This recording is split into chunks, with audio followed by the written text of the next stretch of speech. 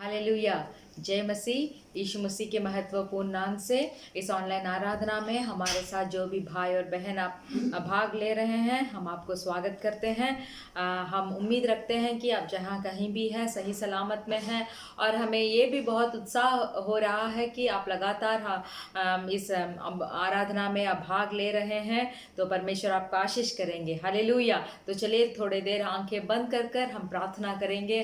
परमेश्वर की उपस्थिति जहाँ कहीं आप बैठकर इस आराधना को देख रहे हो, परमेश्वर की महिमा कर रहे हो, वहाँ परमेश्वर की उपस्थिति हर एक को भरने के लिए, और जो आराधना हम करने जा रहे हैं, परमेश्वर की महिमा के गीत जो गाने जा रहे हैं, उसके द्वारा परमेश्वर हर एक का जीवन को छुए, हर एक का जीवन को बदले। हालेलुया। परमेश्वर की उपस्थिति भरने के लिए हम प्रार्थना करेंगे, और जो वचन आज हम सुनने जा रहे हैं, वो वचन के द्वारा पवित्र आत्मा हमसे बात करे। हम विनती कर कर इस समय थोड़ा देर परमेश्वर की स्तुति कर कर हम हमारा आराधना को शुरू करेंगे। धन्यवाद धन्यवाद धन्यवाद धन्यवाद धन्यवाद पवित्र परमेश्वर, हम आपका धन्यवाद बोलते हैं। धन्यवाद धन्यवाद धन्यवाद सर्व उचित परमेश्वर, हम आपका धन्यवाद करते हैं। Hallelujah hallelujah hallelujah. सर्वशक्तिमान परमेश्वर, अति उन्नति परमेश्वर, पवित्र परमेश्वर, हम आपका धन्यवाद धन्यवाद धन्यवाद धन्यवाद धन्यवाद करते हैं। Hallelujah hallelujah hallelujah hallelujah. आप महत्वपूर्ण परमेश्वर है। आप ही एक परमेश्वर जो पवित्र है, पवित्र है, पवित्र है। आपके समान और पवित्र कोई नहीं है। Hallelujah hallelujah hallelujah hallelujah. धन्यवाद करते हैं, अब तक आपने हमें संभाला है, हम धन्यवाद करते हैं। अब तक आपने हमें अगुवाई किया है, हम धन्यवाद करते हैं। हमारा सहारा दिया, धन्यवाद करते हैं। हमें बचाया परमेश्वर, हमें धन्यवाद करते हैं। हमें रक्षा किया परमेश्वर, हमें धन्यवाद करते हैं। Hallelujah hallelujah hallelujah hallelujah. धन्यवाद धन्यवाद धन्यवाद धन्यवाद धन्यवाद धन्यवाद परमेश्वर। हालेलुया। स्तुति करते हैं, स्तुति हो स्तुति हो स्तुति हो स्तुति हो। Hallelujah hallelujah. हमारे सर के बाल को भी आप गिन कर रखे हैं, हम धन्यवाद करते हैं। हमारा चित्र को आपके हथेलियों पर रखे हैं परमेश्वर, हम आपका धन्यवाद करते हैं। हालेलुया। धन्यवाद धन्यवाद धन्यवाद धन्यवाद धन्यवाद धन्यवाद। हमारा ज़रूरतों को पूरा किया परमेश्वर, हम आपका धन्यवाद करते हैं, धन्यवाद करते हैं, धन्यवाद करते हैं। अब तक हमें जीवन देकर, हालेलुया, इस आराधना में भाग लेने का एक मौका दिया परमेश्वर। हालेलुया। हम धन्यवाद करते हैं परमेश्वर। इस आराधना के द्वारा परमेश्वर जो कोई भाग ले रहे हैं परमेश्वर, उन्हें आशीष दे परमेश्वर, हम विनती करते हैं। हालेलुया। रोग चंगा हो जाए, हालेलुया। सब बुरे स्थितियों से छुटकारा मिले, हम विनती करते हैं। इस आराधना का द्वारा एक बहुत अद्भुत और चमत्कार काम होने के लिए परमेश्वर आपकी उपस्थिति को हर एक जो आपसे विनती कर रहे हो, उनके बीच में आपकी उपस्थिति होकर उन्हें छुटकारा देने के लिए हम विनती कर कर हम प्रार्थना करते हैं। Hallelujah hallelujah hallelujah. धन्यवाद पवित्र परमेश्वर।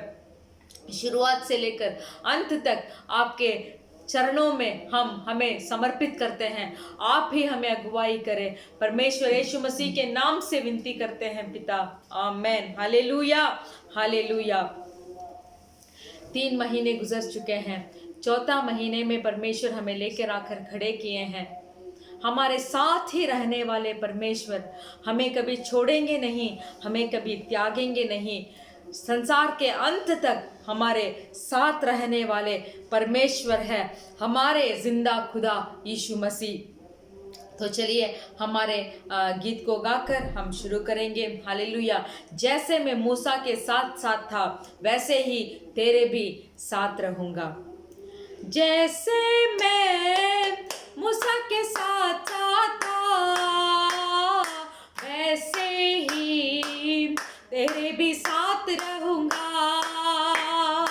जैसे मैं मूसा के साथ था, वैसे ही तेरे भी साथ रहूँगा। दस्तबरदार न होऊंगा मैं तुझसे, दस्तबरदार न होऊंगा मैं तुझसे, और तुझे न कभी छोड़ूंगा। जैसे मैं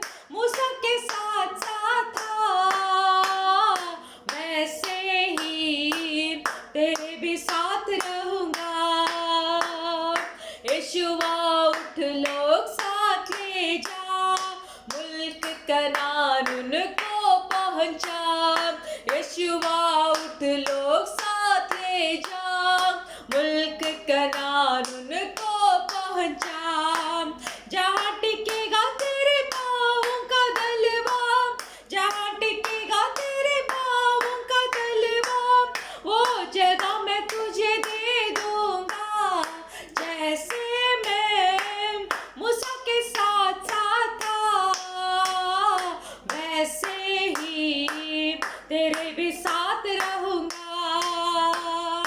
हौसला रख मजबूत हो जा, बेदिल ना हो खौफ न खा। हौसला रख मजबूत हो जा, बेदिल ना हो खौफ न खा। जिंदगी भर कोई शख्स तेरे सामने, जिंदगी भर कोई शख्स तेरे सामने देख खड़ा ना कभी रह सकेगा। जैसे मैं मूसा के साथ साथ था, वैसे ही तेरे भी साथ रहूंगा। जैसे मैं मूसा के साथ साथ था, वैसे ही तेरे भी साथ रहूंगा। मेरे कलाम से ना दाएं मुड़ना, मेरे कलाम से ना बाएं मुड़ना, मेरे कलाम से ना दाएं मुड़ना, मेरे कलाम से ना बाएं मुड़ना। मुड़ जाए मुझे लोग ये सारे, मुड़ जाए मुझे लोग ये सारे, मैं तुझे ना मुंह मोड़ूंगा।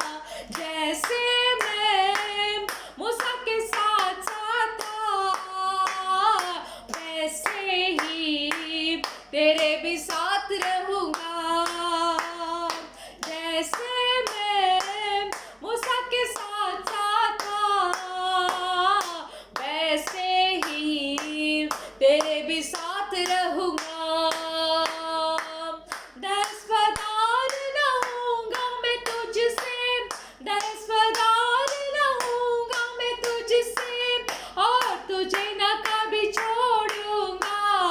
जैसे मैं मूसा के साथ साथ था, वैसे ही तेरे भी साथ रहूंगा। हालेलुया।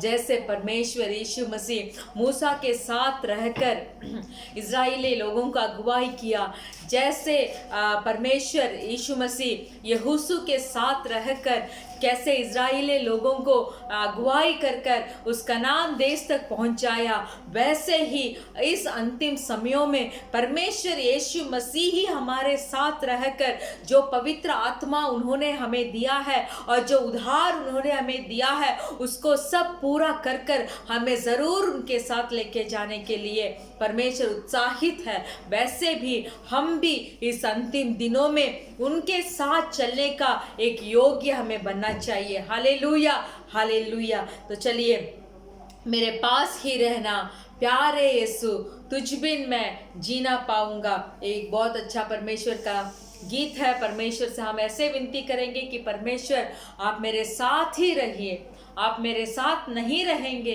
तो हम कभी ना जी पाएंगे। मेरे साथ मिलकर जिन जिन लोगों को ये गीत मालूम है, आप मेरे साथ मिलकर आप गाइए, नहीं मालूम है तो मेरे पीछे आप दोहरा सकते हैं। Hallelujah, hallelujah. मेरे पास ही रहना प्यारे यीशु, तुझ बिन मैं जी ना पाऊंगा। मेरे पास ही रहना प्यारे यीशु, तुझ बिन मैं जी ना पाऊंगा। Hallelujah, hallelujah, hallelujah, hallelujah, hallelujah, hallelujah, hallelujah, hallelujah. दुखों में आंसू में मेरी माँ बन के आ, कर्जों में कष्टों में मेरा पिता बन के आ। दुखों में आंसू में मेरी माँ बन के आ, कर्जों में कष्टों में मेरा पिता बन के आ। मेरे पास ही रहना प्यारे यीशु, तुझ बिन मैं जी ना पाऊंगा। मेरे पास ही रहना प्यारे यीशु, तुझ बिन मैं जी ना पाऊंगा। अंधियारी राहों में मेरी रोशनी बन के आ, मौत की वादियों में मेरे जीवन बन के आ। अंधियारी राहों में मेरी रोशनी बन के आ, मौत की वादियों में मेरे जीवन बन के आ। मेरे पास ही रहना प्यारे यीशु, तुझ बिन मैं जी ना पाऊंगा। मेरे पास ही रहना प्यारे यीशु, तुझ बिन मैं जी ना पाऊंगा। बीमारी की हालत में मेरी सेहत बन के आ, दुश्मनों की अदावत में मेरे प्यार बन के आ। बीमारी की हालत में मेरी सेहत बन के आ, दुश्मनों की अदावत में मेरी प्यार बन के आ। मेरे पास ही रहना प्यारे यीशु, तुझ बिन मैं जी ना पाऊंगा। मेरे पास ही रहना प्यारे यीशु, तुझ बिन मैं जी ना पाऊंगा। वचन पढ़ूं जब मैं मेरा गुरु बन के आ, प्रार्थना करूं जब मेरा प्रभु बन के आ। वचन पढ़ूं जब मैं मेरा गुरु बन के आ, प्रार्थना करूं जब मेरा प्रभु बन के आ। मेरे पास ही रहना प्यारे यीशु, तुझ बिन मैं जी ना पाऊंगा। मेरे पास ही रहना प्यारे यीशु, तुझ बिन मैं जी ना पाऊंगा। दुखों में आंसू में मेरी माँ बन के आ, कर्जों में कष्टों में मेरा पिता बन के आ। मेरे साथ सब मिलकर गाइए। दुखों में आंसू में मेरी माँ बन के आ, कर्जों में कष्टों में मेरा पिता बन के आ। Hallelujah, hallelujah, hallelujah, hallelujah, hallelujah, hallelujah, hallelujah, hallelujah. मेरे पास ही रहना प्यारे यीशु, तुझ बिन मैं जी ना पाऊंगा। मेरे पास ही रहना प्यारे यीशु, तुझ बिन मैं जी ना पाऊंगा। Hallelujah, hallelujah, hallelujah.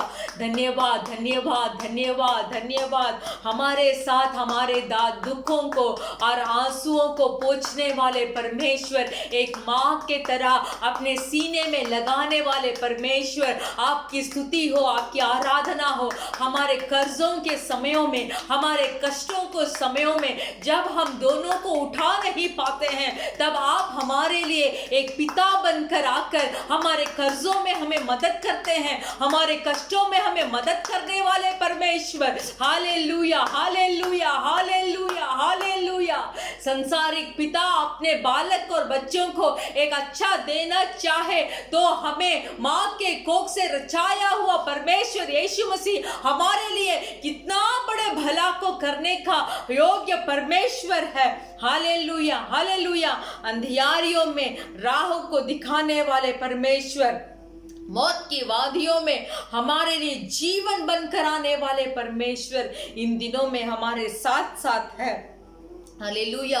इसीलिए कोई भी चीज का दुख उठाने से पहले, कोई भी चीज के बारे में सोचने से पहले ये सोच लीजिए कि वो मुसीबत से, वो परेशानियों से, वो उस तरीके के घटनाओं को चुकना चूर करने में हमारे साथ जो परमेश्वर है वो बहुत बड़े परमेश्वर है। Hallelujah, hallelujah. अति उचित परमेश्वर है जो हमारे लिए सबको ठीक कर सकते हैं, सबको बदला सकते हैं। हालेलुया। इसीलिए परमेश्वर के ऊपर जो विश्वास है उस विश्वास को हमें कभी नहीं छोड़ना है। परिस्थिति बदले, वातावरण बदले, स्थितियां बदले, हालात बदले, फिर भी हमारे यीशु मसीह कभी भी बदलते नहीं। मां बनकर, एक जीवन बनकर, एक पिता बनकर, एक गुरु बनकर, एक प्रभु बनकर, हमारा सेहत बनकर, हमारा जीवन बनकर, हमारे साथ साथ देने वाले परमेश्वर हमारे साथ है। Hallelujah, hallelujah. इसीलिए कोई भी चीज को लेकर दुख मत हो जाइए मेरे प्रिय भाइयों और बहनों। चलिए हमारे साथ फिर से मिलकर, यीशु आप रहेंगे साथ, हम कभी ना होंगे निराश। यीशु आप रहेंगे साथ, हम कभी ना होंगे निराश। आप सब कुछ संभालेंगे, आप सब कुछ संभालेंगे, आप सब कुछ संभालेंगे। यीशु सब कुछ संभालेंगे। यीशु आप रहेंगे साथ, हम कभी ना होंगे निराश। यीशु आप रहेंगे साथ, हम कभी ना होंगे निराश। शांति दाता आप ही तो है, सर्व शक्तिमान आप ही तो है। शांति दाता आप ही तो है, सर्व शक्तिमान आप ही तो है। यीशु आप रहेंगे साथ, हम कभी ना होंगे निराश। यीशु आप रहेंगे साथ, हम कभी ना होंगे निराश।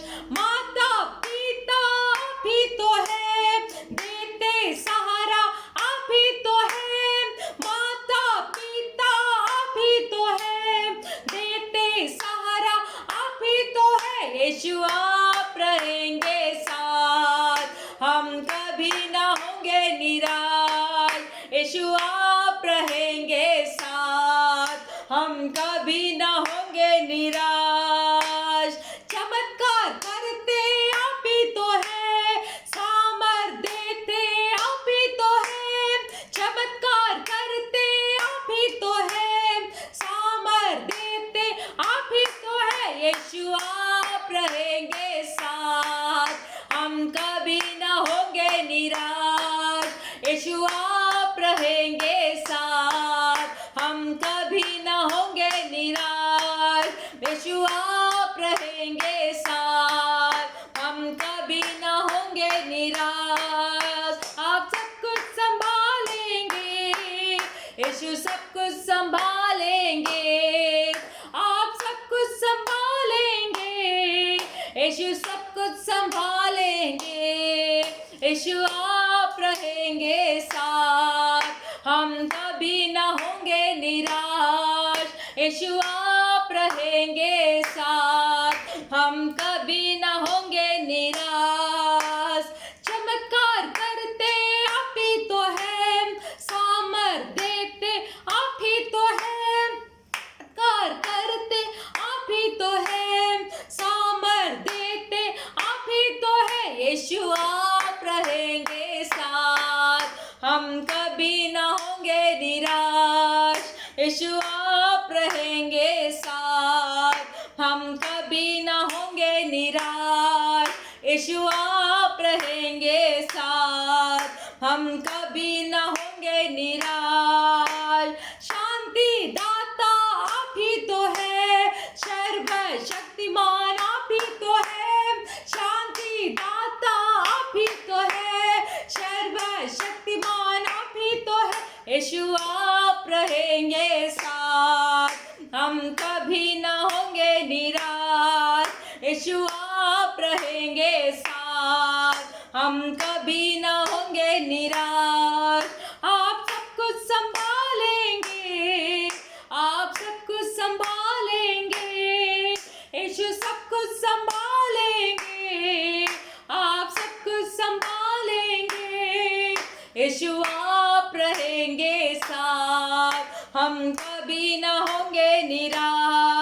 यीशु आप रहेंगे साथ, हम कभी ना होंगे निराश। Hallelujah hallelujah. कभी भी हम निराश नहीं होंगे, हम कभी भी हम दुख नहीं होंगे परमेश्वर। Hallelujah hallelujah hallelujah. क्योंकि आप हमारे साथ हैं, आप हमारे साथ रहकर हमारे लिए अद्भुत काम करने वाले परमेश्वर हैं। आप हमारे साथ रहकर हमारे लिए चमत्कार काम करने वाले परमेश्वर है। Hallelujah hallelujah. ये दुनिया के लोगों के लिए जो जो काम नामुमकिन है वो आपसे मुमकिन है परमेश्वर, क्योंकि आप अद्भुत और चमत्कार करने वाले परमेश्वर है। Hallelujah hallelujah hallelujah hallelujah. आप हमारे शांति दाता है, आप हमारे सर्वशक्तिमान परमेश्वर है जो हमें राह दिखाते हैं। हालेलुया। धन्यवाद धन्यवाद धन्यवाद परमेश्वर। हालेलुया। धन्यवाद परमेश्वर। आप ही हमारा सहारा है, आपको छोड़ और कोई इस दुनिया में हमारे लिए भलाई करने वाला नहीं है परमेश्वर। सिर्फ आप ही एक ही खुदा है जो हमारे अंधियारों में हमें राह को दिखाकर यही सही राह है, इसमें तू चल बोलकर हमें आज्ञा देने वाले परमेश्वर आप ही है। हम आपकी ऊंचाई करते हैं, हम आपकी महिमा देते हैं, हम आपकी बढ़ाई करते हैं। आप ही हमारे लिए बल है परमेश्वर, आप ही हमारे लिए सामर्थ है परमेश्वर। धन्यवाद। तू मेरा बल है प्रभु, तू मेरा बल है प्रभु, तू मेरा बल है प्रभु, तू सर्व बल है प्रभु, तू मेरा बल है प्रभु। मेरे साथ मिलकर सब बोलिए परमेश्वर से, हाँ परमेश्वर आप ही मेरा बल है, मेरे निर्बल के स्थितियों पर मेरा बल आप है। बोलिए हाथ को उठाकर आप परमेश्वर से बोलिए, हाँ परमेश्वर आप मेरे बल है, आप मेरे सामर्थ है, आप मेरे लिए सब कुछ है। बोलिए मेरे साथ फिर से मिलकर, तू मेरा बल है प्रभु, तू मेरा बल है प्रभु, तू मेरा बल है प्रभु, तू सर्व बल है प्रभु।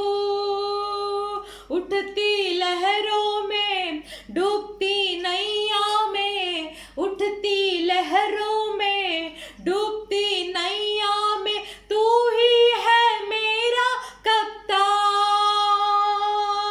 संग मेरे इस दरमियान, तू ही है मेरा कप्तान। संग मेरे इस दर पे आम, तू मेरा बल है प्रभु, तू मेरा बल है प्रभु, तू मेरा बल है प्रभु, तू सर्व बल है प्रभु, तू मेरा बल है प्रभु, तू मेरा बल है प्रभु। यस लॉर्ड आप हमारे बल है, तू मेरा बल है प्रभु। अति उन्नति परमेश्वर आप हमारे बल है, तू मेरा बल है प्रभु। रिगवा शादुना मलरबा। जब मैं थका गिरा और निर्बल भी हुआ, जब मैं थका गिरा और निर्बल भी हुआ, तूने ही चंगा किया। यस और आपने हमें चंगा किया। यहोवा शाबोत मेरा, तूने ही चंगा किया। यशुआ यहोवा साबोत मेरा, तू मेरा बल है प्रभु, तू मेरा बल है प्रभु, तू मेरा बल है प्रभु, तू मेरा बल है प्रभु। है प्रभु, हमारे निर्बल में हमारे बल बन के आने वाले। तू मेरा बल है प्रभु, हमारे बीमारी में हमें बल देने वाले। तू मेरा बल है प्रभु, हमारे हमको सहारा देने वाले। तू मेरा बल है प्रभु, रिगाबा शहादुना माला रबा। आप हमारे बल है। मुंह खोलकर कोई चुप मत बैठिए, परमेश्वर की उपस्थिति इस जगह को भर रही है। और रिगाबा शगादुना माला रबा बाबा, आप हमारे बल है, आप हमारे बल है। आपके परिस्थिति जो भी हो, आपके हालात जो भी हो, रिकल बाशहे रिगा दुना माला रबा, परमेश्वर से बोलते रहिए कि आप मेरे बल है, आप मेरे बल है, आप मेरे बल है। मेरे निर्बल में आप मेरा बल है। और रिखाबा शगादुना माला रबा, और रिखाबाला रबा रिशाहतुना माला रबा। Hallelujah hallelujah hallelujah. धन्यवाद धन्यवाद। मेरे साथ फिर से मिलकर बोलिए, जब आप थके हुए हैं, जब आप गिरने वाले स्थिति पे है, जब को चारों ओर कोई भी ऐसे राह नहीं दिख रहा है कि आप उस राह से गुजरे, तब परमेश्वर के बल आपको भरने के लिए सामर्थ है। हालेलुया। इसीलिए इस आराधना का समय में परमेश्वर को देखकर बोलिए, हाँ परमेश्वर। हाथ को उठाकर बोलिए, हाँ परमेश्वर यहोवा, आप मेरा यहोवा शाबोत है जो मुझे बल से भरने वाले हैं। और रिखवा शगादुना माला रबा, उराबा शिगादुना माला रबा। धन्यवाद। मेरे साथ मिलकर फिर से, जब मैं थका घिरा और निर्बल भी हुआ, जब मैं थका गिरा और निर्बल भी हुआ, तूने ही चंगा किया। यहोवा शाबोत मेरा, तूने ही चंगा किया। यहोवा शाबोत मेरा, तू मेरा बल है प्रभु, तू मेरा बल है प्रभु, तू मेरा बल है प्रभु, तू मेरा बल है प्रभु, तू मेरा बल है प्रभु,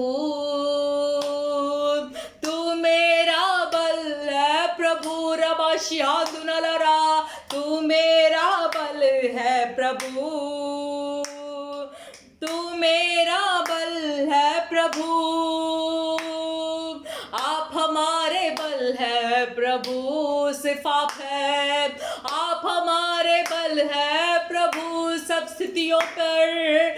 आप हमारे बल है प्रभु इस जीवन पे।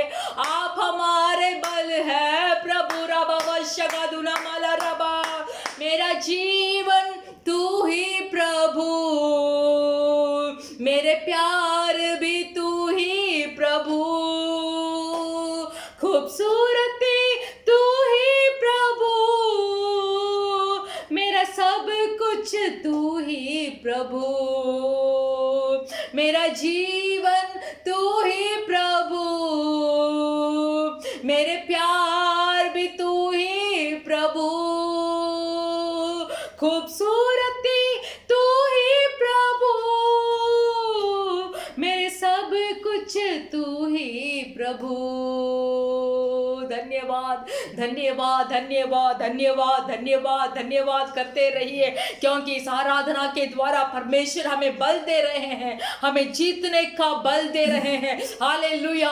बीमारियों को जीतने का बल, परेशानियों का जीतने का बल, हालेलुया, मुकदमों को जीतने का बल को दे रहे हैं। इस संसारिक तौर से शैतान जितने भी लड़ाई को, जितने भी जंग को हमारे विरुद्ध लेके आए भी तो परमेश्वर का बल काफी है, यीशु मसीह का बल काफी है, क्योंकि वो हमारे लिए यहोवा शाबोत है जो हमें हमें हमें बल देकर परिपूर्ण करते हैं। और रिखाबा शगादुना माला रबा बाबा बाबा, और रिखाबा ला रबा शगादुना माला रबा, और री बाबा बाबा हमें जीवन देने वाला बल है, हमें सामर्थ देने वाला बल है, हमें पवित्र बनाने वाला बल है। और रिखाबा शगादुना माला रबा बाबा, हमें पवित्र बनाने का बल और सामर्थ वही यीशु मसीह में है। हमें कनान देश तक पहुंचाने का बल और सामर्थ वही परमेश्वर से है। और रिखवा दुना माला रवा शगा दुना, कभी भी छोड़ेंगे नहीं, कभी भी त्यागेंगे नहीं। जो उधार ने परमेश्वर हमें दिया है हमारे पापों के लिए, हमारे श्राप के लिए, हमारे अधर्म काम के लिए, जो यीशु मसीह ने उस क्रूस पर कुर्बान होकर उस क्रूस के लहू को हमारे लिए दिया है, उस लहू के बल के द्वारा पवित्र बनाने के लिए भी वो सामर्थ है। हालेलुया, हालेलुया, धन्यवाद यीशु मसीह। आप कितने भला परमेश्वर है। आपने पिता का स्वरूप है बोलकर उसका भी मौका आपने नहीं उठाया, बल्कि आपने पिता का शुद्ध को पूरा करने के लिए आज्ञा पालन कर कर परमेश्वर, ताकि वो मृत्यु के क्रूस के मृत्यु तक आपने आपको अपने आप को कुर्बान देने तक आपने आज्ञा पालन कर कर हमारे लिए संसार में आए, मेरे लिए आए, मेरे पापों के लिए, मेरे अधर्म कामों के लिए, मेरे अधर्म सोच और समझ के लिए, मेरे अधर्म हाथों के क्रिया के लिए, मेरे अधर्म पैरों के क्रिया के लिए, मेरा अधर्म जो सुनता हूँ घृणित कामों के लिए, जो घृणा चीज़ों को मैं देखकर मैं अपने आप को पवित्र करता हूँ, वो सारे चीज़ों के लिए आपने क्रूस उठाया परमेश्वर। आपने आपके अंतिम लहू बहाने तक आपने उस अंतिम लहू बहाने तक आपने उस क्रूस को सहा परमेश्वर, मेरे कारण, हमारे कारण, ताकि हम उस आगमन के दिन में जाकर पिता के सामने खड़े हो पाए। Hallelujah, hallelujah, hallelujah. हमें आज के दिन हम जैसे भी थे हम उसको भूल गए। हम आज से एक पवित्र जीवन को जीना चाहते हैं। जो जीवन आपको पसंद है वो मुझे पसंद होना चाहिए। जैसे आप चले इस संसार में वैसे मैं भी चलना चाहता हूँ। जैसे आपने पिता का शुद्ध को पूरा किया वैसे मैं भी पूरा करना चाहता हूँ परमेश्वर। मैं इस अंतिम दिनों में मुझे एक बुद्धि से और एक समझ के तौर से मैं चलना चाहता हूँ, आपकी सेवकाई करना चाहता हूँ और आपकी सुसमाचार सुनाना चाहता हूँ परमेश्वर। मुझे एक योग्य मनुष्य बनाइए। हालेलुया, धन्यवाद। आप हमारे साथ साथ हैं, आप हमें कभी भी नहीं छोड़ेंगे, कभी भी नहीं त्यागेंगे। ये पूर्ण विश्वास आज हर एक भाई और बहन जो इस आराधना में भाग ले रहे हैं उनके साथ हो परमेश्वर। ये पूर्ण विश्वास को वो ग्रहण करें कि आप कभी भी उन्हें नहीं छोड़ेंगे, कभी भी उन्हें नहीं त्यागेंगे। मृत्यु के वादियों में भी आप उनके साथ एक जीवन बनकर जाएंगे। हालेलुया, धन्यवाद परमेश्वर। सब लोग अपने अपने हाथ को उठाकर, हाँ प्रिय परमेश्वर, इस आराधना को आपने ग्रहण किया। हम विश्वास करते हैं इस आराधना के द्वारा हर एक को आपने भरा है। एक नया समझ, एक नया सोच, एक पवित्र समझ, एक पवित्र सोच से हर एक भाई और बहन को आपने भरकर इस अंतिम दिनों में उन्हें आपकी सेवकाई करने में, आपके सुसमाचार को बताने में हर एक को एक पत्रस के तरह, एक पौलुस के तरह इस देश में आप प्रयोग करेंगे परमेश्वर।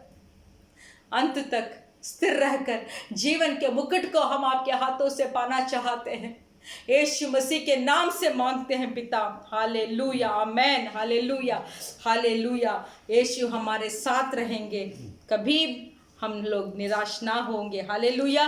तो चलिए आज हम भजन संगीता पढ़ेंगे। अपने हाथों के बाइबल को उठा लीजिए। भजन संगीता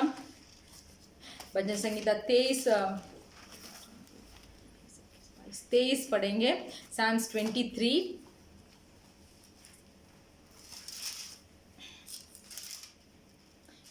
यहोवा मेरा चरवाहा, दाऊद का भजन। यहोवा मेरा चरवाहा है, मुझे कुछ घटी ना होगी। वह मुझे हरी हरी चराइयों में बैठाता है। वह मुझे सुखदाई जल के झरने के पास ले चलता है। वह मेरे जी में जी ले आता है। धर्म के मार्गों में वह अपने नाम के निमित्त मेरी अगुवाई करता है। चाहे मैं घोर अंधकार से भरी हुई तराई में होकर चलूं तो भी हानि से ना डरूंगा, क्योंकि तू मेरे साथ रहता है। तेरी सोंटे और तेरी लाठी से मुझे शांति मिलती है। तू मेरे सताने वाले के सामने मेरे लिए मेज बिछाता है। तूने मेरे सिर पर तेल मला है, मेरे कटोरा उमड़ रहा है। निश्चय भलाई और करुणा जीवन भर मेरी साथ साथ बने रहेगी, और मैं यहोवा के धाम में सर्वदा वास करूंगा। हालेलुया। इसका 4वां वचन को देखिए, चाहे मैं घोर अंधकार से भरी हुई तराई में होकर चलूं तो भी हानि से ना डरूंगा, क्योंकि तू मेरे साथ रहता है। हालेलुया। अगर आज का दिन, आज का परिस्थिति हमारे लिए ऐसे घोर अंधकार में चलने के तरह होगा भी तो हमें डरने का नहीं, क्योंकि आज हमने जैसे आराधना किया कि यीशु मेरे पास रहते हैं, जैसे यीशु ने मूसा के साथ था, जैसे यहोशू के साथ थे, वैसे मेरे साथ भी रहते हैं। जैसे यीशु हमारे साथ रहते हैं तब हम कभी भी निराश नहीं होते हैं, क्योंकि वो सब कुछ संभालने वाले परमेश्वर है। और परमेश्वर जब हमारे साथ रहते हैं वो एक अच्छी अनोखी तरीके के बल है। जब परमेश्वर और पवित्र आत्मा हमारे साथ, पवित्र आत्मा हमारे अंदर रहकर हमें जब अगुवाई करती है, तब वो एक विशेष तरीके का बल होती है। जब हम एक अंधकार से भरी हुई तराई पर चलेंगे भी तो हमको हानि नहीं पहुंचेगा, क्योंकि यीशु मसीह हमारे साथ है। Hallelujah, hallelujah. तो चलिए हम सब हाथ उठाकर इस अच्छे भजन संगीता के लिए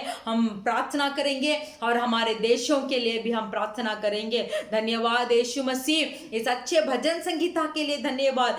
जब हम घोर अंधकार भरी हुई तराई में हम जाएंगे भी तो हम नहीं डरेंगे, क्योंकि मेरे बल परमेश्वर यीशु मसीह आप हमारे साथ साथ है। आप हमें छुड़ा कर लेके जाने वाले, चमत्कार करने वाले परमेश्वर है। आप हमारे साथ साथ रहने के लिए हम आपका धन्यवाद करते हैं यीशु मसीह। हालेलुया। इस समय में भी परमेश्वर आपकी दया के लिए हम विनती करते हैं, आपके अति दया के लिए हम विनती करते हैं परमेश्वर, कि हमारे देशों के ऊपर आप करुणा दिखाइए। आपके देशों के ऊपर, हमारे देशों के ऊपर हमें थोड़ा सा कृपा दिखाइए परमेश्वर। ये जो दूसरा भाग का ये महामारी है, ये बहुत सारे देश में और तेज से बढ़ रही है परमेश्वर। इसको सिर्फ आपके बात रोक सकती है। आपके मुंह से बोलने वाले एक वचन काफी है परमेश्वर इस महामारी को रोकने के लिए, क्योंकि कितने सारे मनुष्य हैं जो इस महामारी के द्वारा मर रहे हैं, आपके नाम को भी बिना मालूम मर रहे हैं। बहुत सारे लोग जो है आपको जाने बिना इस महामारी के स्थिति से गुजर रहे हैं परमेश्वर।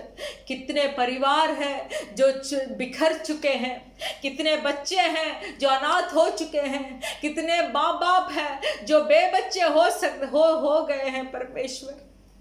हम इन देशों के ऊपर आपके दया के लिए हम विनती करते हैं, इन देशों के ऊपर आपकी कृपा के लिए हम विनती करते हैं। आपसे एक बात हम सुनना चाहते हैं परमेश्वर यीशु मसीह। आप एक बात बोलकर इस संसार से, इस महामारी को आप थोड़ा से कृपा कर हटा देने के लिए हम विनती करते हैं। फिर भी हमारे इच्छा के अनुसार नहीं, आपके सिद्ध के अनुसार आप कीजिए परमेश्वर। धन्यवाद, धन्यवाद। इस महामारी से जो कोई भी उस महामारी के वजह से जो क्या अवस्था उठा रहा है, उन सारे भाई और बहन को आपके हाथ में हम सौंप कर हम प्रार्थना करते हैं। जल्दी एक छुटकारा देने के लिए हम प्रार्थना करते हैं। हालेलुया। ये सारे पवित्र, ये सारे पृथ्वी के लोगों यीशु मसीह के बारे में जानकारी होने के लिए हम प्रार्थना करते हैं। इस देश में जो हम रहते हैं, इस कतार देश के लोग भी, जो महामारी बहुत तेज से बढ़ रही है परमेश्वर, थोड़ा इसको कोप में लेके आने के लिए परमेश्वर हालेलुया हम विनती करते हैं। कंट्रोल करने के लिए हम विनती करते हैं परमेश्वर। Hallelujah, hallelujah. सरकार जो नियम को लेके आती है, उस नियम को पालन करने में ये सारे लोगों एकसित होकर इस नियम को पालन करने के लिए थोड़ा उनके बुद्धि और समझ से उन्हें भरने के लिए हम प्रार्थना करते हैं। फिर भी इस अंतिम दिनों में परमेश्वर आपके आगमन के लिए सब लोग तैयारी होने के लिए हम प्रार्थना करते हैं। धन्यवाद। आज 2 वचन हम सुनने जा रहे हैं। परमेश्वर पवित्र आत्मा हर एक के साथ बात करने के लिए हम विनती करते हैं। यीशु मसीह के नाम से मांगते हैं पिता, आमीन, हालेलुया। हमारा कलीसिया का सूचना ये है कि हमारे कलीसिया हर शुक्रवार के दिन शाम को 4 बजे से 6 बजे तक होता है। तो आप क्या कीजिए, जल्दी सुबह से लेकर तैयारी सब होने के बाद आप बाइबल लेकर परमेश्वर के वचन को सुनने के लिए और आराधना में भाग लेने के लिए आप तैयारी हो जाइए। परमेश्वर आपको आशीष करेंगे। तो चलिए हमारे इस दिन का संदेश को हम सुनेंगे।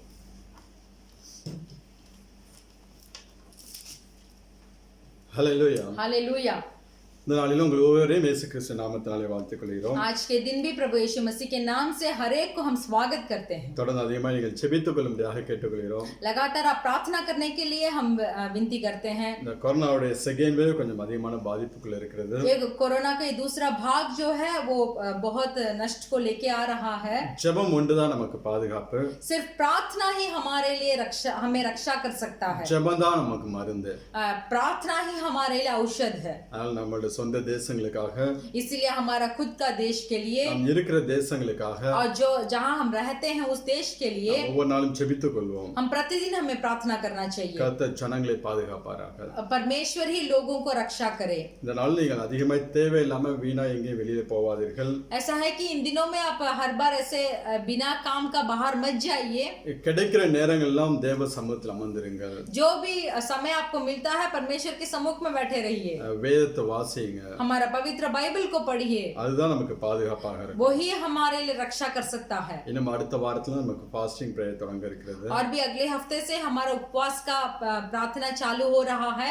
வருஷந்தோறும் 21 நாட்கள் தேவ சமூகத்தில் உபவாசத்தோட காத்திருப்பது உண்டு. हम हर वर्ष 21 दिन उपवास के साथ परमेश्वर के सम्मुख में हम इंतजार करते हैं। அதனால அந்த நாட்கள் உங்களுக்கு நேரம் கிடைக்குமா என்றால் நீங்கள் உபவாசத்தில் இருக்கும்படியாக கேட்டுக்கொள்கிறோம். तो उन दिनों में आपको समय मिलेगा तो आप जरूर उपवास रहिए। Hallelujah, hallelujah. வேத வார்த்தை நேராக செல்லலாம். हमारे वचन के होर हम ध्यान करेंगे। எடுத்துங்கள் யோபுவின் புத்தகம் 6ஆம் அதிகாரம். हम लेंगे अय्यूब का पुस्तक उसका 6वां अध्याय 24-25 वचनங்களை வாசிக்கலாம். उसका 24 और 25 को पढ़ेंगे।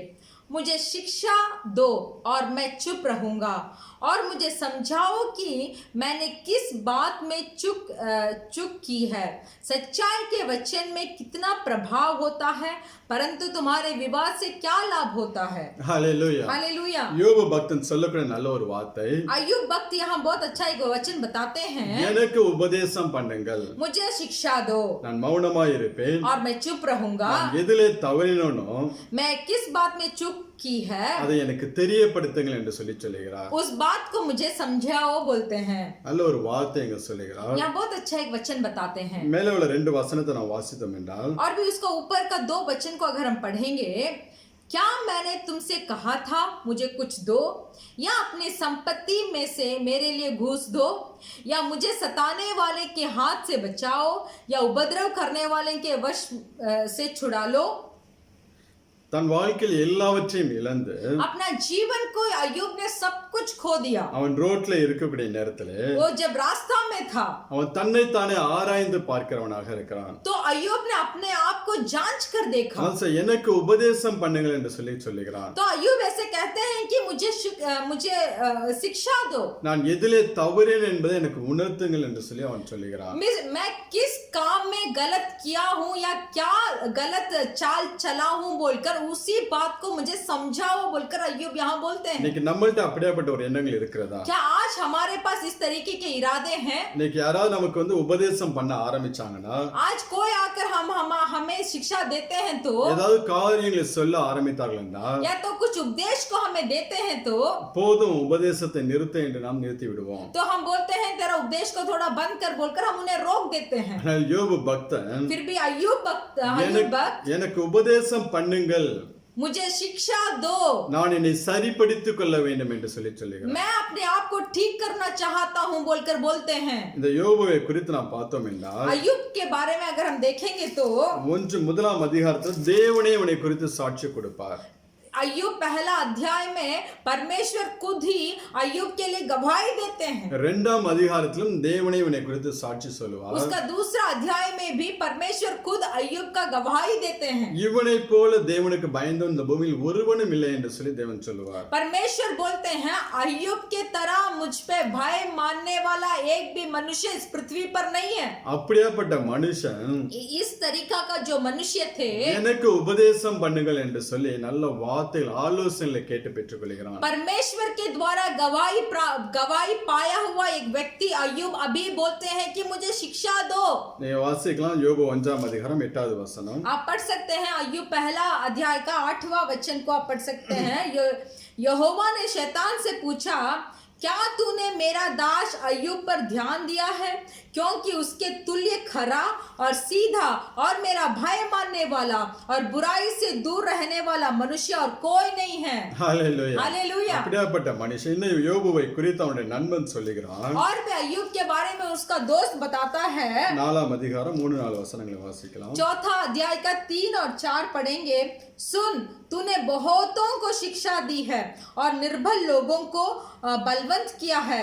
गिरते हुओं को तूने अपनी बातों से संभाल लिया और लड़खड़ाते हुए लोगों को तूने बलवंत किया। யோபு அநேகருக்கு புத்தி சொல்லி अय्यूब बहुतों को शिक्षा देते हैं। இளைத்தவனுடைய கைகளை திடப்படுத்தின ஒரு மனுஷன். निर्बल लोगों को बलवंत करते थे।